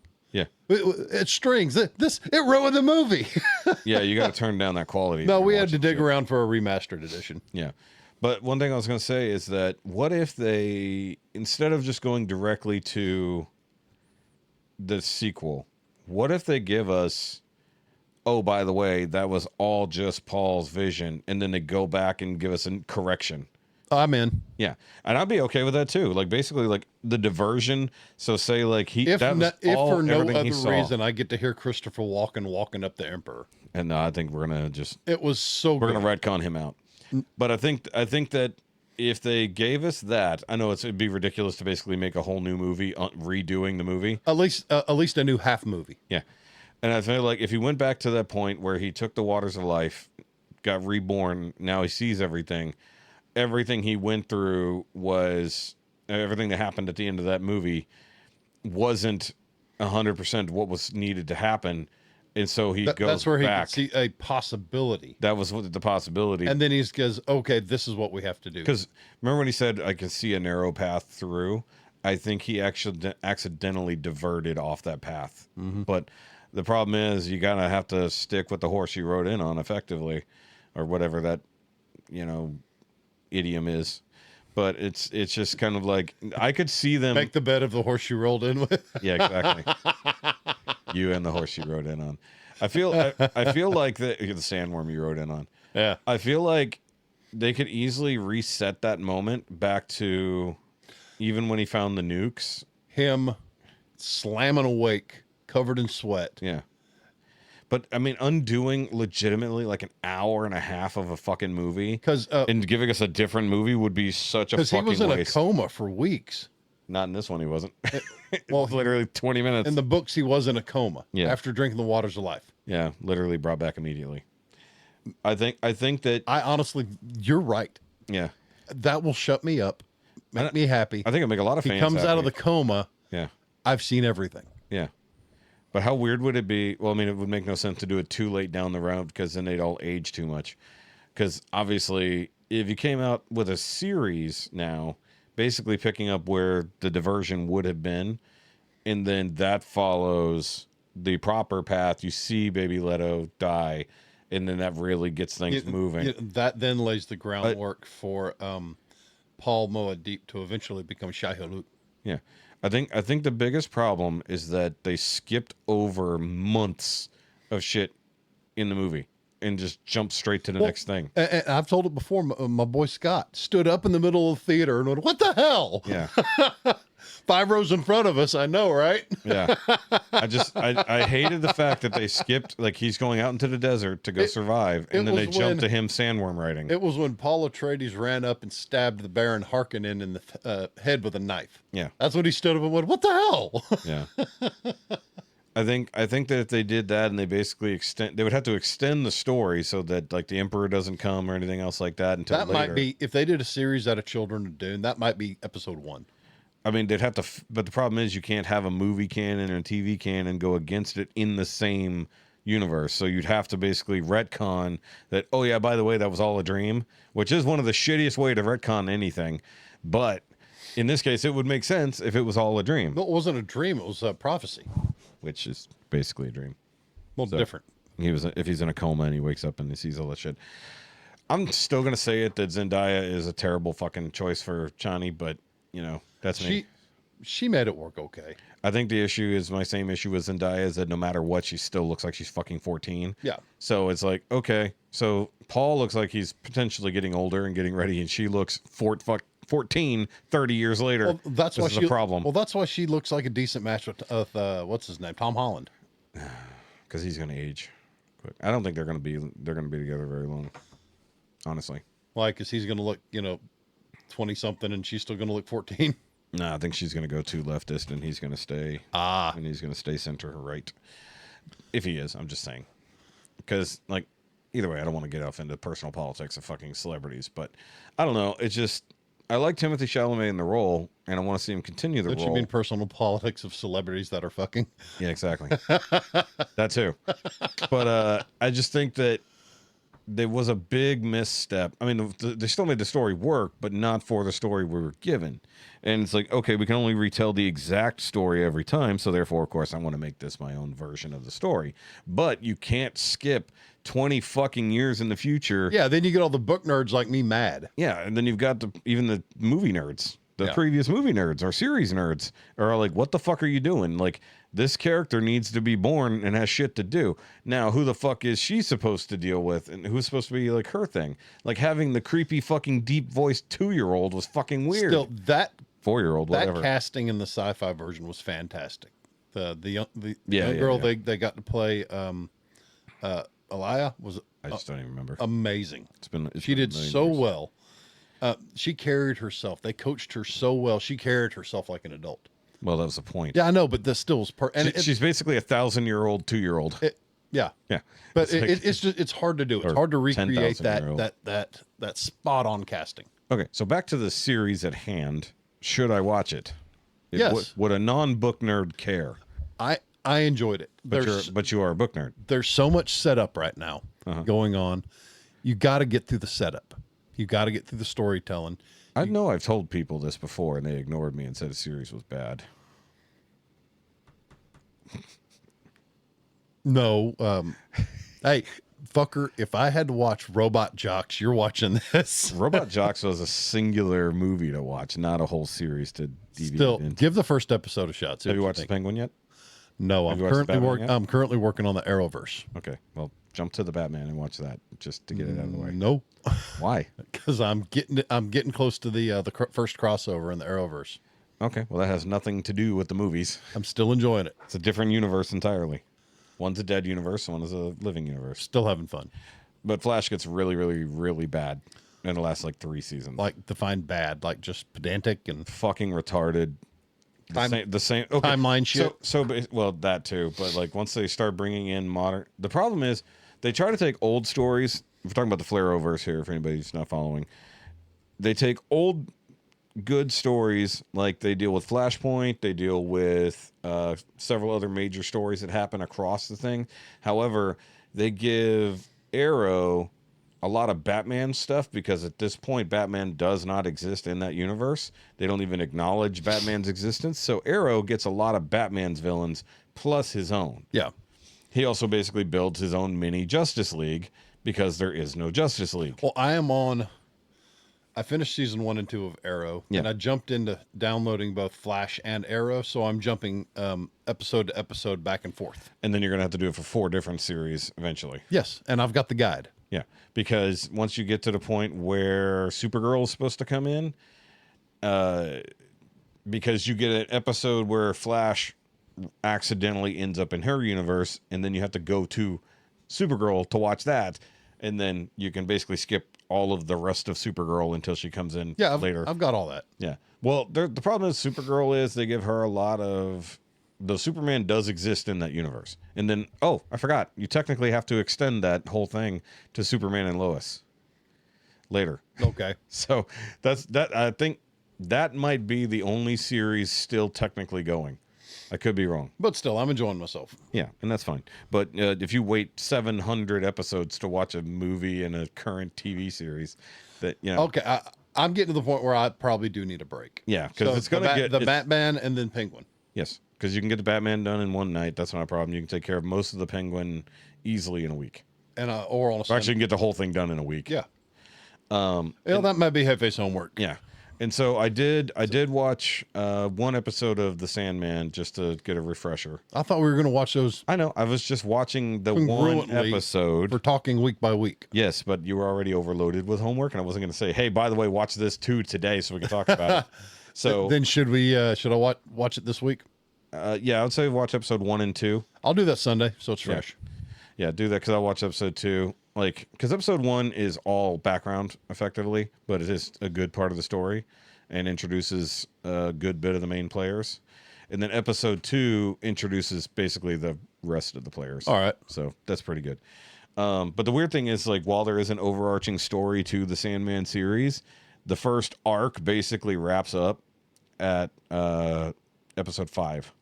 So the back 5 or 6 episodes are a couple other arcs that are only a couple episodes long. And then whatever the hell's happening in season 2, I have no idea. But I just wanted to watch that just to make sure I wasn't looking through rose-colored glasses back at it. And because there are a lot of big name actors in the show, who I'll never know. now you'll know the faces immediately. like from other movies and TV shows. You'll recognize them. See, right I'm off the bat. decent at that watching shows. I'm like, I know that guy. Yeah. I know that guy. Yeah, from TV and other movies, you will recognize a lot of faces because basically, like almost any famous, almost said French, British actor or actress is in Sandman. Okay.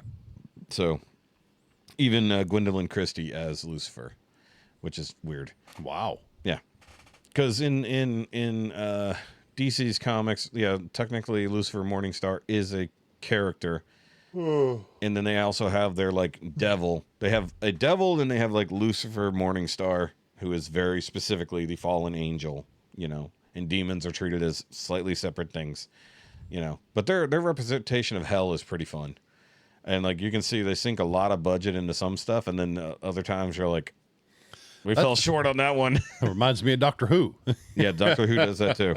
You also recognize a lot of Doctor Who people. Okay. Well, BBC has like 12 actors. And they just recycle they got about 30, constantly. They got about 38, but yeah.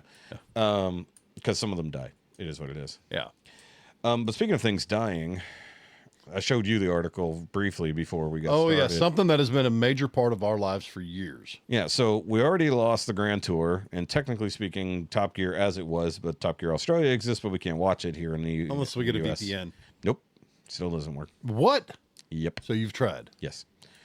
Because they don't, the streaming service it goes out on, I mean, technically I think you can watch it on Paramount. So you can probably has watch Paramount. it. I don't know if they actually put it out to US Paramount, but VPN might get us there. ExpressVPN, please sponsor the show. It'd be great. All right, so basically Roadkill, if everybody's familiar with it, it basically came up almost the same time as Mighty Car Mods, starting back in the articles here. Sorry, hold on. Let me just say, Roadkill basically is over and dead. And the people within Roadkill only found out as they wrapped the last season, which was season 13, and they said they were coming back for season 14. And no, I can't. What? Yep, told you. You need to turn on your VPN and find out. I don't have a VPN. Oh, get one. Use ExpressVPN. Okay. Find somebody's promo code to get you 3 months free. There you go. It's worth it. But either way, so Roadkill, David Freiberger and Mike Finnegan, basically finding crappy cars and resurrecting them and having fun road trips was the original idea. 1,300 miles. It's just and to me, it looks like a great weekend. Just a great way It looks to like spend. a pretty stressful weekend if you don't have money. If you don't have money, yeah. But if you have the budget and you've got the skills and you got a whole crew behind you. Yeah. And so they both worked for Motor Trend magazine, and they did this as a spinoff of a YouTube channel and as a spinoff of Hot Rod. You just loosen the shit out of your thing. It's been loose. Yeah. Well, I mean, this end is loose. It just went. Yeah, it's been loose. Well, you can tighten it. You just Shut up. Keep talking. turn the other thing and it'll go. That's fine. Yeah, tighten that down. There you go. You're doing it wrong. Stop worrying about me. Well, I don't want it to go. Talk while monkey, you're dance. talking. Dance monkey. Entertain us. Either way, reading the fucking article here. So, the enthusiast world just lost another great show. After Top Gear and the Grand Tour, Motor Trend's Roadkill has reached the end of the road. Ha ha ha. Mike Finnegan, one of the two Roadkill hosts, resurrected a 2-year-old Reddit thread to announce the show's end. I just learned that it's over after the end of season 13, which we just finished filming a few weeks ago. There will be no new episodes of Roadkill filmed. Motor Trend Production Company is shutting down, meaning all Motor Trend shows, not just Roadkill. Yeah. All of them are gone. There's a lot of people who had jobs. And that's a shame. Yeah. No specific reason was given to me for its demise. We had an excellent run, and I'm proud of what the team has accomplished. But this does seem to be the end of Roadkill. I'm unsure of who owns the Roadkill IP or who to ask why it ended. The first episode was on back in 2012, which I'd watched. I forgot how I came about it. I think it was because I was already watching like Hot Rod TV or something, and they talked about it. And I think there were articles because I was still reading Hot Rod back then, so I had my monthly subscription. And I think it's crazy that, you know, kind of following what Mighty Car Mods did is that they would get a car for as cheap as possible, throw a bunch of shit on it, have fun, film it. The Roadkill did it all in roughly one episode, whereas Mighty Car Mods might do a series of things. Yeah. But they're also trying to fix up cars, show you how to specifically modify your car. Roadkill And mainly talk shit and have fun at the same time. Exactly. Now, back in the day when Roadkill first came out, they threw a dart at a map and they said, let's buy something there, and then we drive it home. The first episode was actually from Texas, They went and bought that old convertible and drove it back. Yeah. And for like $1,500 or something. Yeah, right there in El Paso, Texas. Yeah, it was literally right there in the article, but I remember watching that. And for anybody who was wondering, like, it did go behind a paywall when they truly sold out to Motor Trend, because basically it was their channel. Mm-hmm. Freiburger and Finnegan basically owned it, but then they kind of truly sold out to Motor Trend, and it went behind the paywall on the actual website for 10 years. If YouTube would have been as it is now, and they started Roadkill as a standalone YouTube channel, yeah, they would have been making 10 times more than they have been now. Yeah.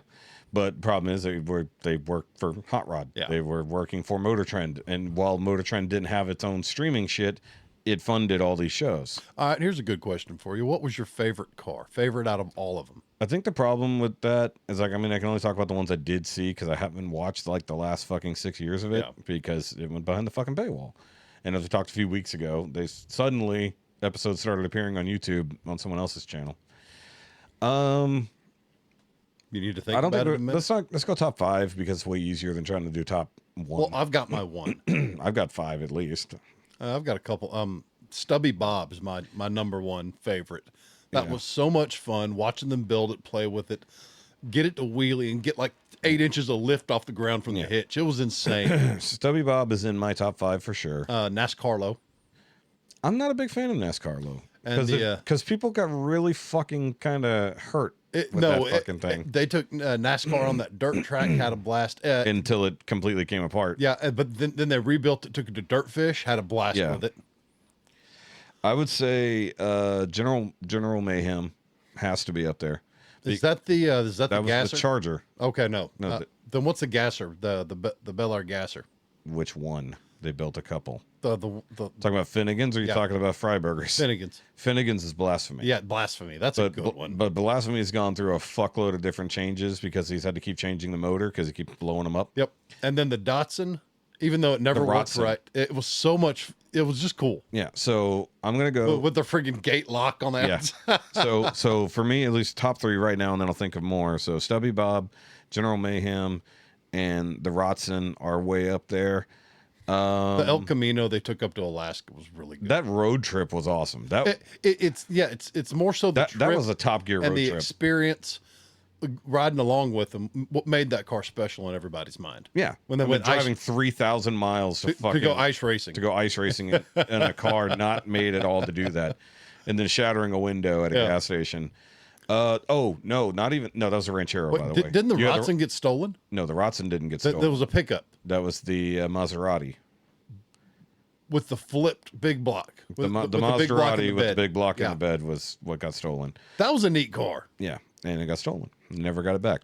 They built another one sort of later. Yeah, they took the headers. They took boat headers and flipped them upside down. Yep. And stuck them out. It was ridiculous. It was totally riduculous.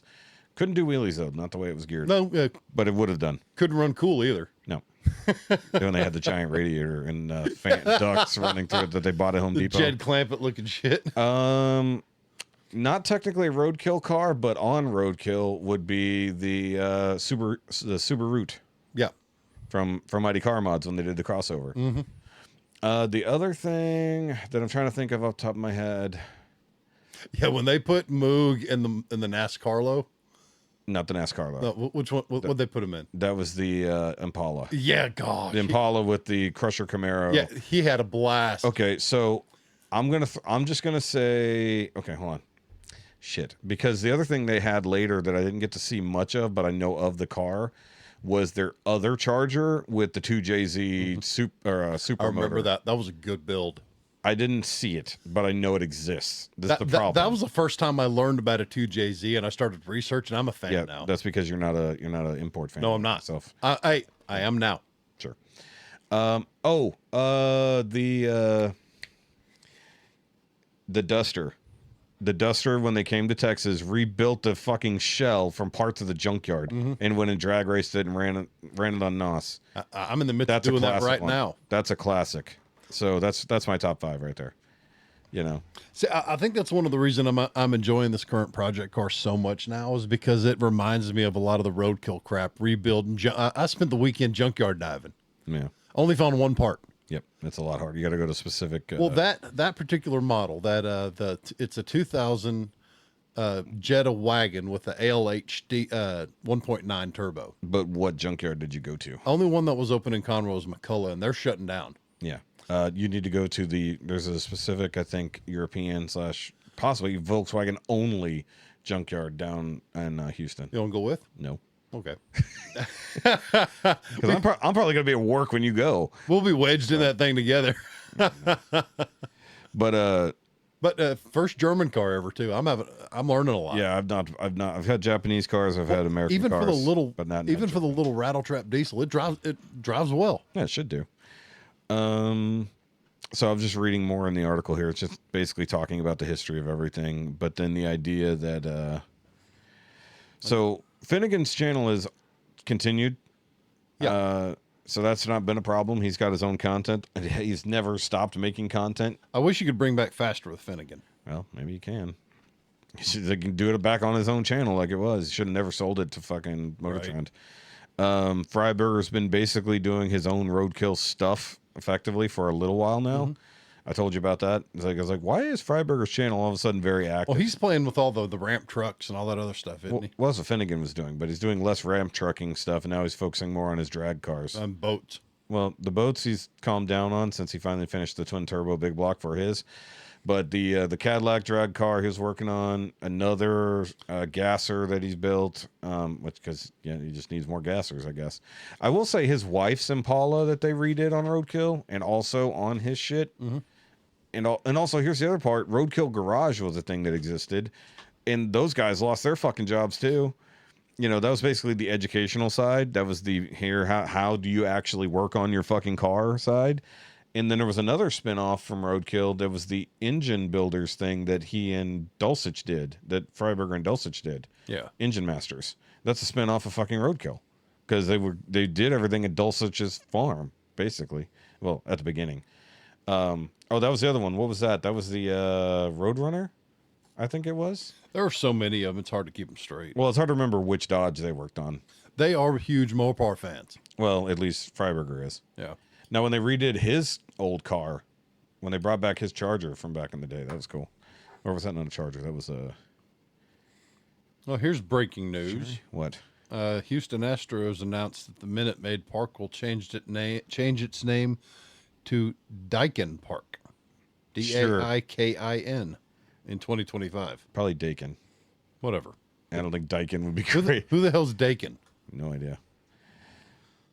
Probably some giant fucking Japanese corporation. I don't know. Why is Minute Maid? Minute Maid was good. I mean, it was Enron at first, and well, that was the thing. That's interesting new news. Didn't know anything about that.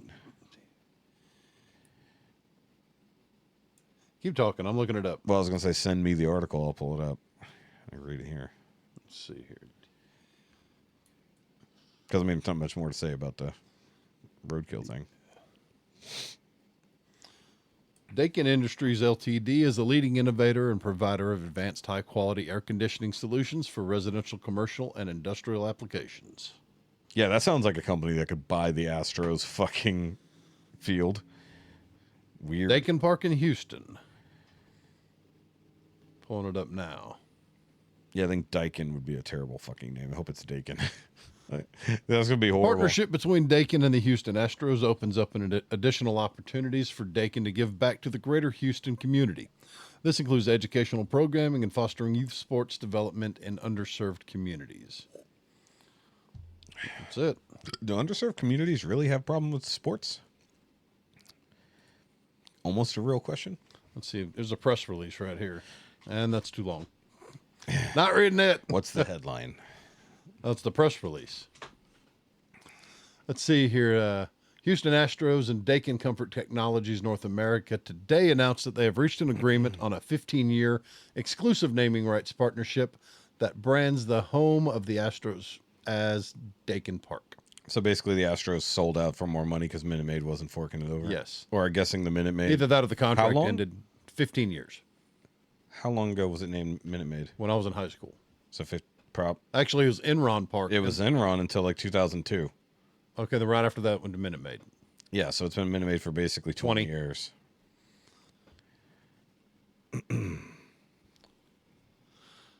me find out.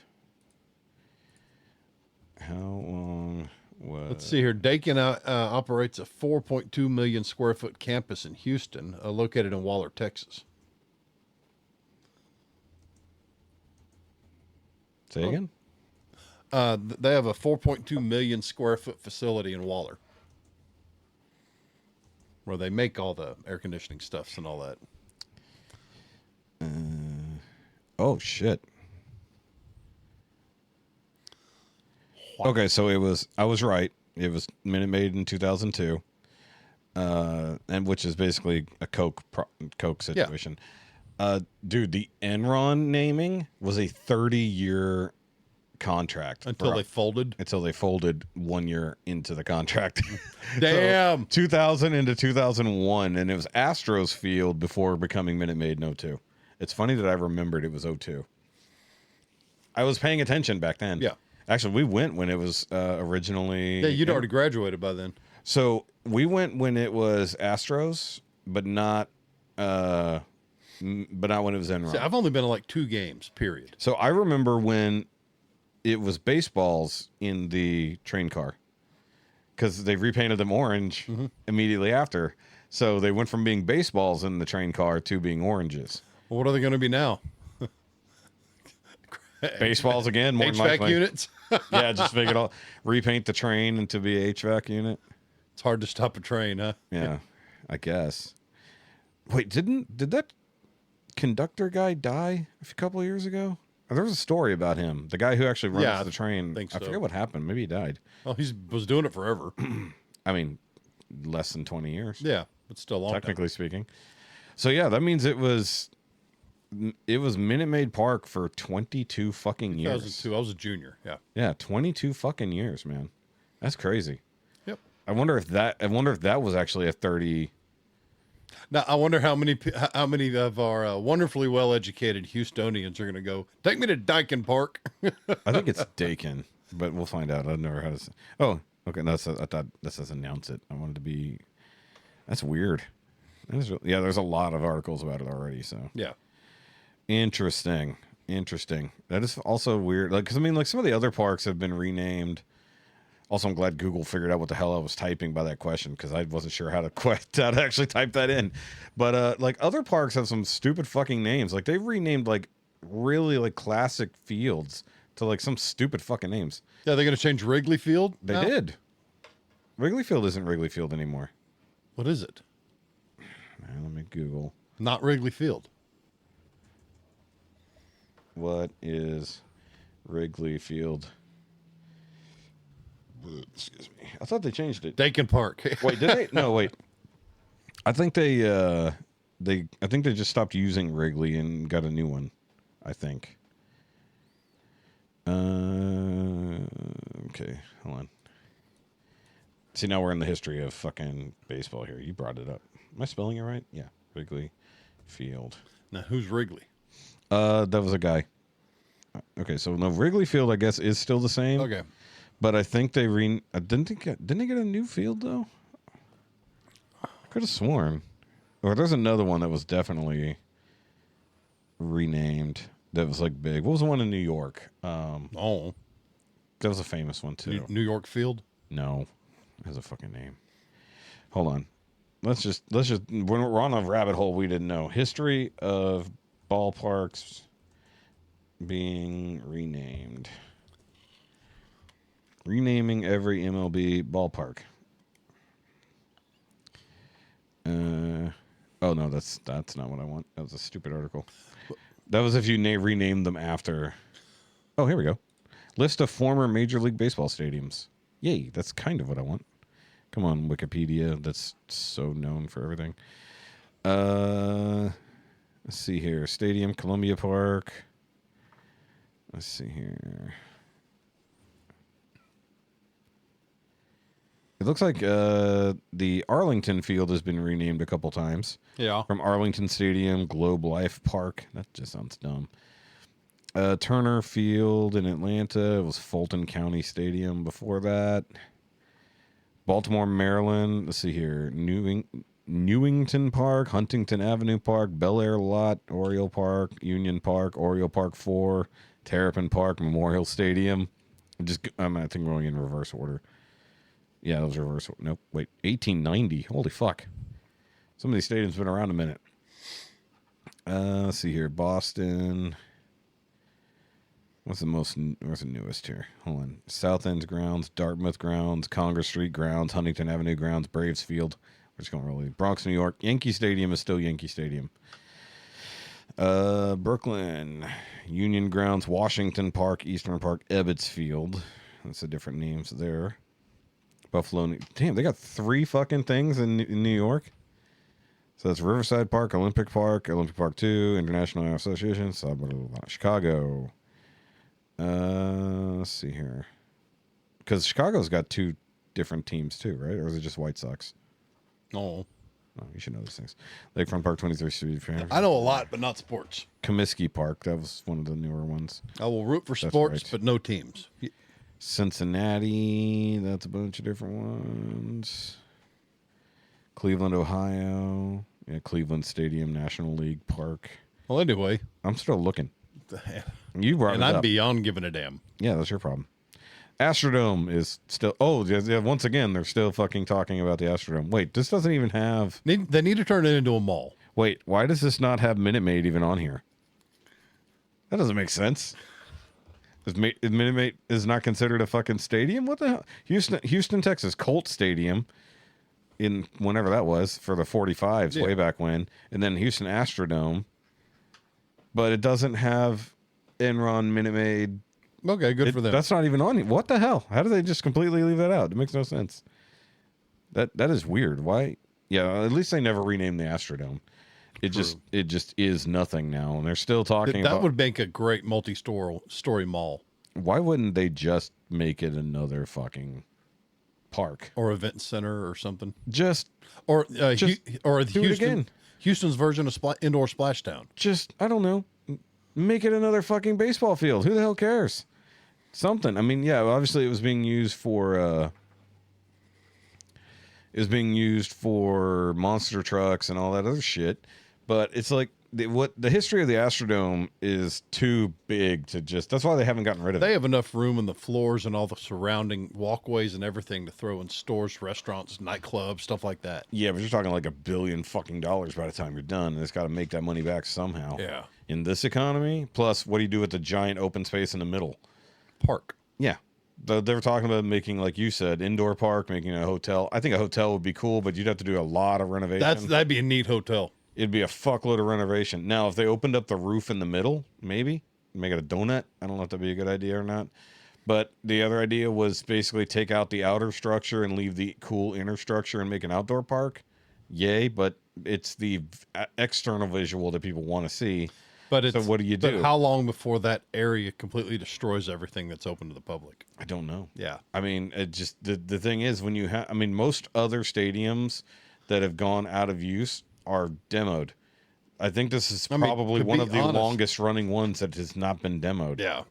But still, the area surrounding the Astrodome's not the greatest area to walk around in. No. But also, like, they could just use it alternatively. Hell, Kirby Park, right off of Kirby, right down the road from the NRG Stadium. I had a dude pull a knife on me. Yeah.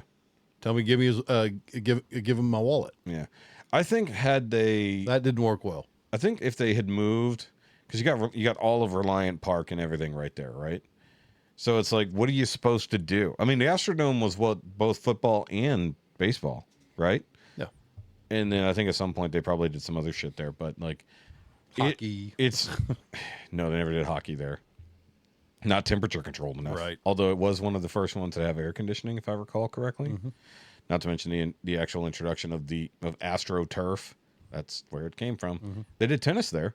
There's some world famous tennis matches. Oh, nice. There, which is why it was interesting because it was one of the only places that didn't use grass because they used AstroTurf on the tennis courts way back in the day.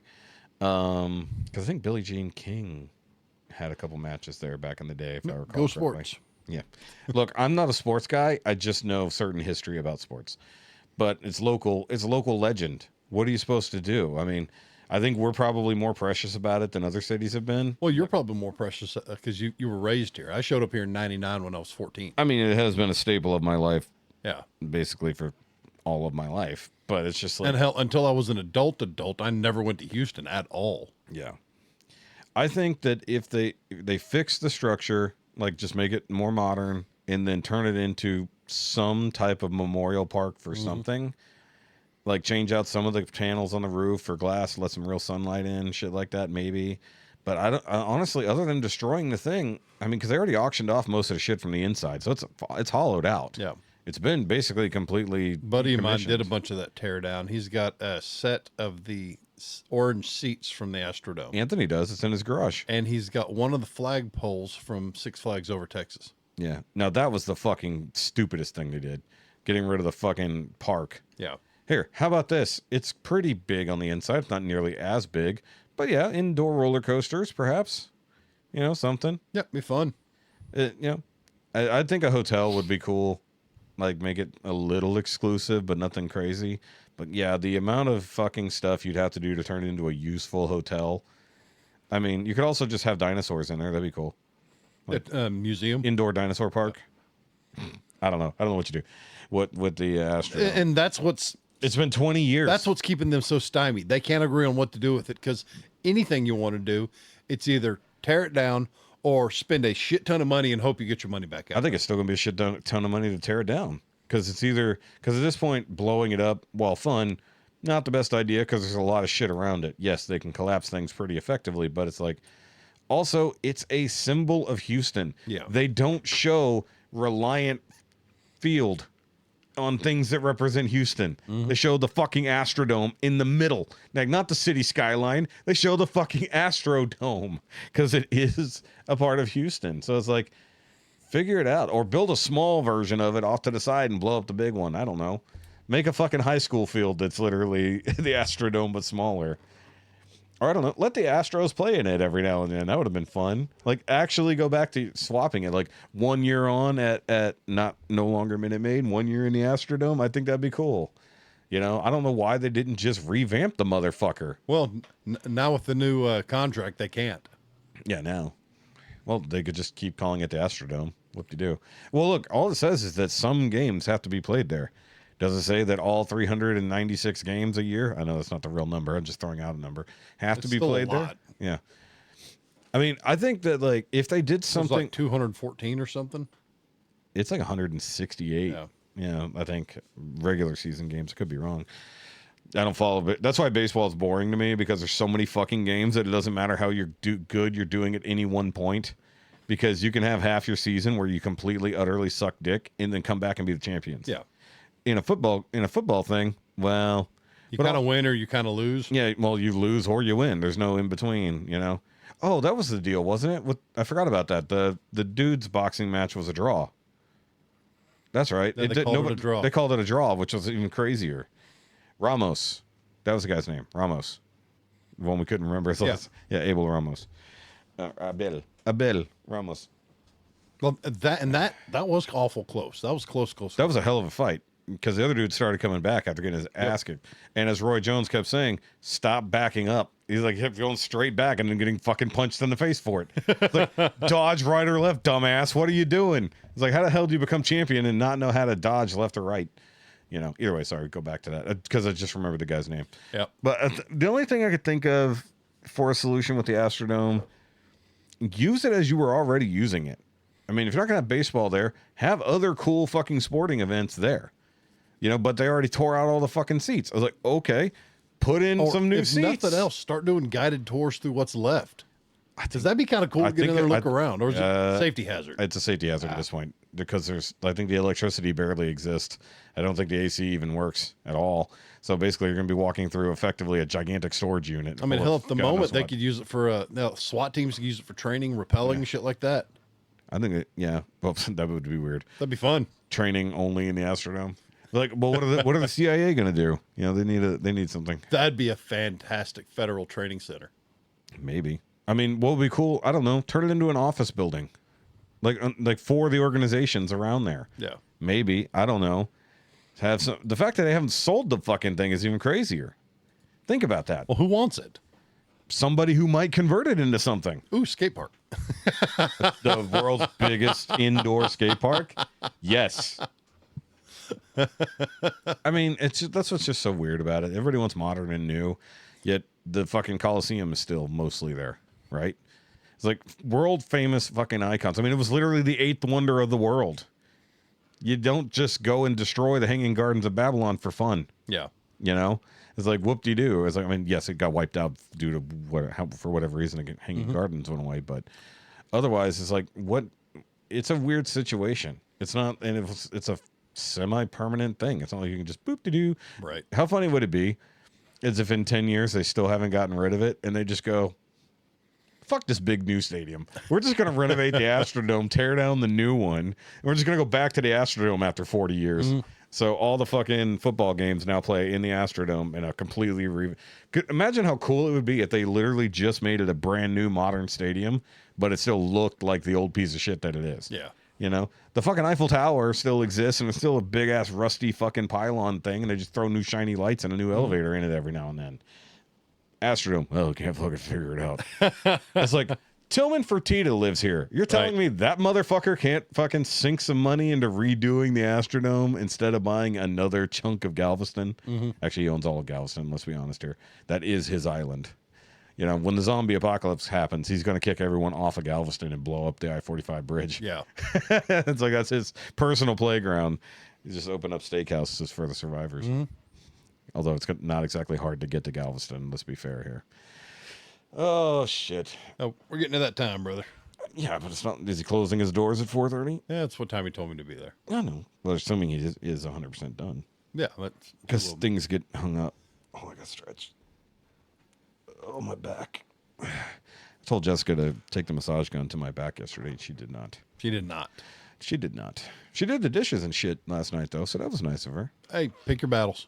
I think that was. I didn't. And what was I doing? Oh, I think she did it while I was taking a shit. Because I was like, when did she do the dishes? What? Use the massage gun on your back? No, yeah. But no, I was trying to think about it, like, because I know she did all the dishes and stuff, and I don't think I fell asleep anywhere. So I was like, and I wasn't in here doing anything last night. So I was like, when did she do all the dishes? I was like, oh, yeah, I was in the bathroom for quite some time. So that explains when she did the dishes. Oh, they're finally starting to fall in line at the house. If I'm gone, if I'm not home for 3 or 4 days and I walk home and I see there's a sink full of dishes, I'll say something, and they're gone the next day. I figured the eyes just glow red and they just kick into gear. Yeah. Well, I mean, that's what happens here, but nobody says anything. I mean, you can see our kitchen is a fucking mess right now. But it's the whole. I haven't been here. I haven't cooked. I haven't made any dishes. The sink, the dishwasher. It's only y'all's shit. The yeah. dishwasher's empty and it's 4 feet away. Yeah. Oh, yeah. She loaded the dishwasher too. That was impressive. Yeah. I have to check to see if she loaded it correctly. We're gonna have a discussion here one day about the right way to load a fucking dishwasher. If it gets clean, I'm happy. Oh no, there's a correct way to load a dishwasher. See, Amy overloads it. Oh, women only overload Yeah. it. It's like, or here's the one thing I want to say before we go. The way a dishwasher works is, generally speaking, it has large sprayers that spin and shoot water upwards to clean things. Yes. If you put a whole bunch of big, heavy bowls and things facing downward, right above that, nothing above that is getting clean. And see, I personally load it until it looks kind of full. Yeah. And then run it. Yeah. And done. Yeah, but don't put things down below that block the flow of water. They kept throwing excuses at me. Well, we never know the old man. I never know if it's clean or dirty. Well, I got a slider now. Yeah. It says clean or dirty. Yeah, a little magnet sticks on there, and there's a slider that blocks off clean or dirty, so you can label it if they're clean or dirty on the inside. Oh, the dishwasher. Yeah, the dishwasher. Okay, I was like, what's like his dishes... That was his excuse. Well, I don't know if they're. Give me another excuse. I fixed that one. To be fair, well, to be fair, Oh, don't say I haven't to hit the be button fair. in a while. I hate when people say And to he be fair. It still sounds doesn't. like, to be fair. well, to be fair, is this a long one? No, okay. No, because we had the same problem, because I'll do the dishes, I'll load it, I'll run it, and then she won't know, so she won't do anything. Order a That's $7. fair. Order the $7 slider. Or, if it's locked, it's been run. Yeah. That's easy. If it's not locked, you open it and you go, is any of this shit dirty? Yes, it's dirty. I mean, it takes one quick inspection, Brother, right? trust me, all I've been getting for the past 3 years is excuse after excuse after excuse, or the word I hate more than anything. Ooh. When someone fucks Hold on. up. Let me focus.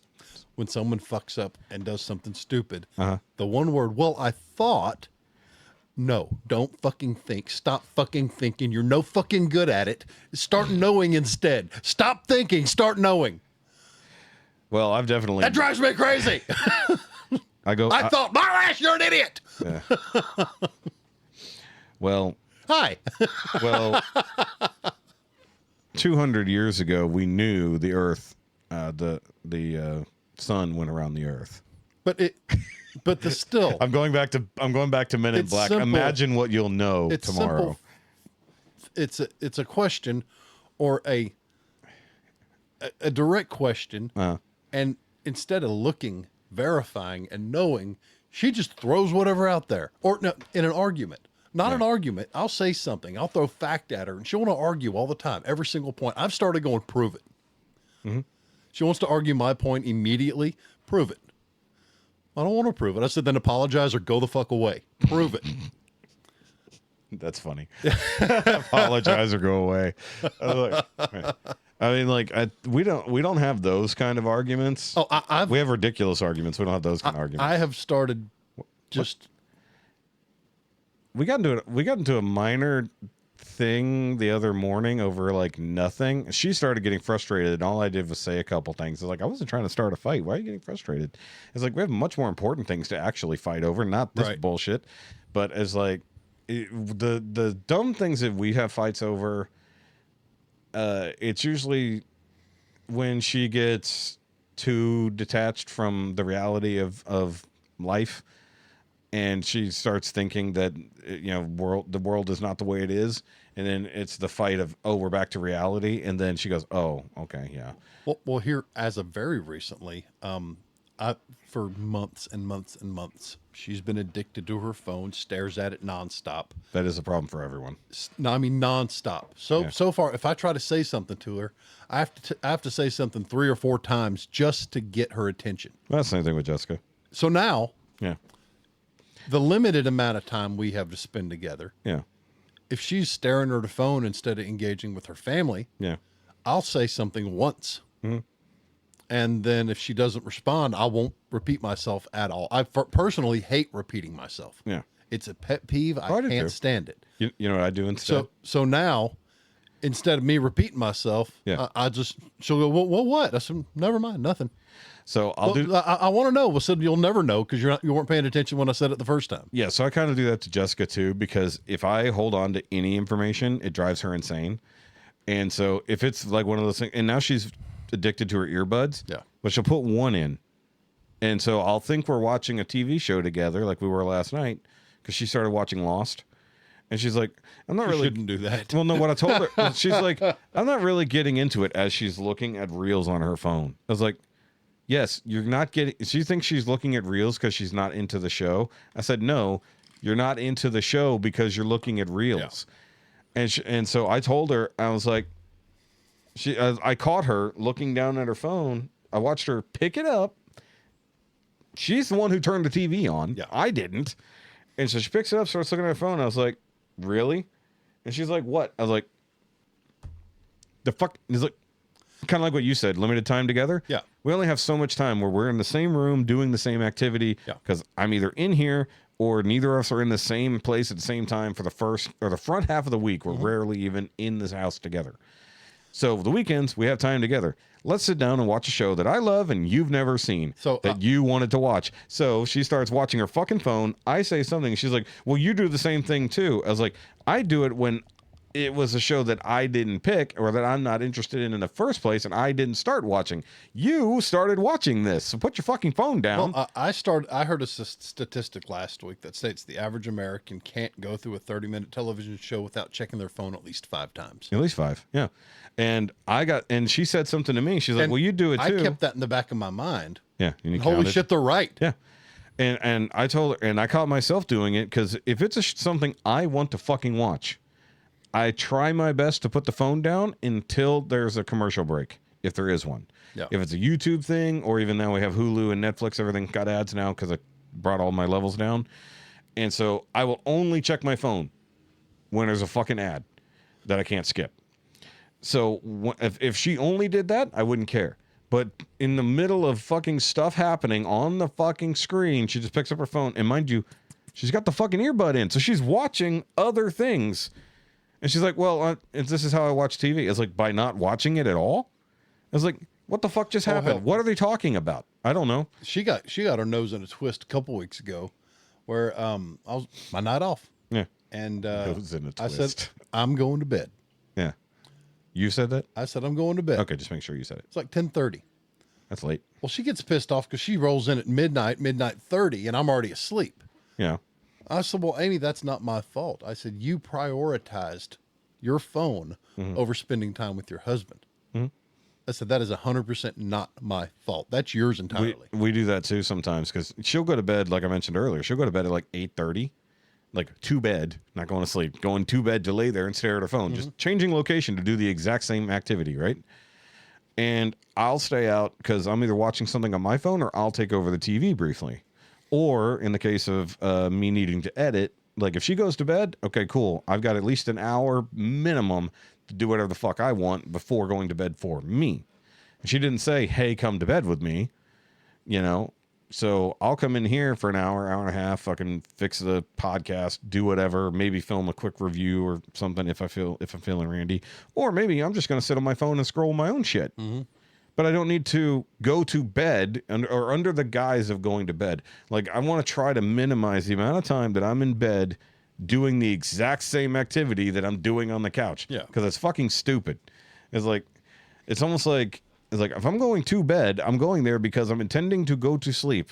Unless we're going there for other very specific activities that need to be, laid out ahead of time. Don't sit there and start on your phone and then go, oh, hey, do you want to? And I'm like, after I've already got my mask on and taken night meds and all this other shit. By the way, I took melatonin for the first time the other night. Groggy as shit, weren't you? It was weird. I hate melatonin. I wasn't groggy. It just felt weird. It was like a haze. A little bit, but it's just... You ever take Benadryl to go to sleep? I don't. Benadryl is a neural inhibitor. Yeah. So it prevents your body from reaching REM sleep. That's why when you take it, you don't have dreams at all. Yeah, and you don't And sleep you feel as good. groggy. Yeah, because you're not sleeping as good. So imagine if you took Benadryl and went to sleep. Yep. All right, either way, guys, I wanted to wrap that out to at least a little over 2 hours there. Okay. So, guys, make sure to do the like and subscribe thingy, and I'm sure there's other stuff we probably forgot to talk about, but it's fine. We're just doing what we got to do because I got to take him to go pick up his new ride. Yep, I got my little toy. Yep. And then... Car more wear than drive. Yeah, the real question is your car bigger than mine or not? Because people underestimate how big my car actually is. I think they're close to the same size. I have more cargo room. That's true, because you actually have a hatch. It has the wagon. Yeah, and Dodge never decided to make a wagon version of the Neon for some The Dart reason. wagon would have been badass. The Neon wagon. The Neon wagon. Somebody's made them out of just bullshit. Yeah. And they're cool. Yeah. But nobody ever did it for the second gen. They did it I'm for the sorry. first. Wagons to car guys will always be cool. Some car guys. Not some car guys don't care. But I want a wagon. I like wagon. I kind of want a Volvo, but that's just me. My boy Chris Buck has a Mercury Sable wagon with a supercharger sticking out of the hood. It's a little odd. Okay, we don't need to start another conversation. We need to go. We got All to go. Yes, guys, Patreon. Come help support the channel. See the full uncut video version of this podcast, because I'm sure I'm going to have to remove one or two things here. And then... Facebook. And also, yeah, that too. Hit us. Write us. Talk to us. In the email. Send pictures. I don't care. We'll talk about pictures. Yeah. Tell us your theories on the Mike Tyson fight. Yeah, for real. Yeah, if you listen this far, put in the comments. If you listen this far, Tyson should have won. Tyson should have fought. That's better. That's Tyson better. should have fought. Because I said the only thing that Tyson was fighting was his glove. He definitely did not fight Jake Paul. But I did like my one comment that it said the only thing that, or what did I say? The only thing that took any damage in that fight was the glove. No, it's Netflix. Oh, shit. Yeah. All right, guys. And with that, Okay, bye. okay, bye.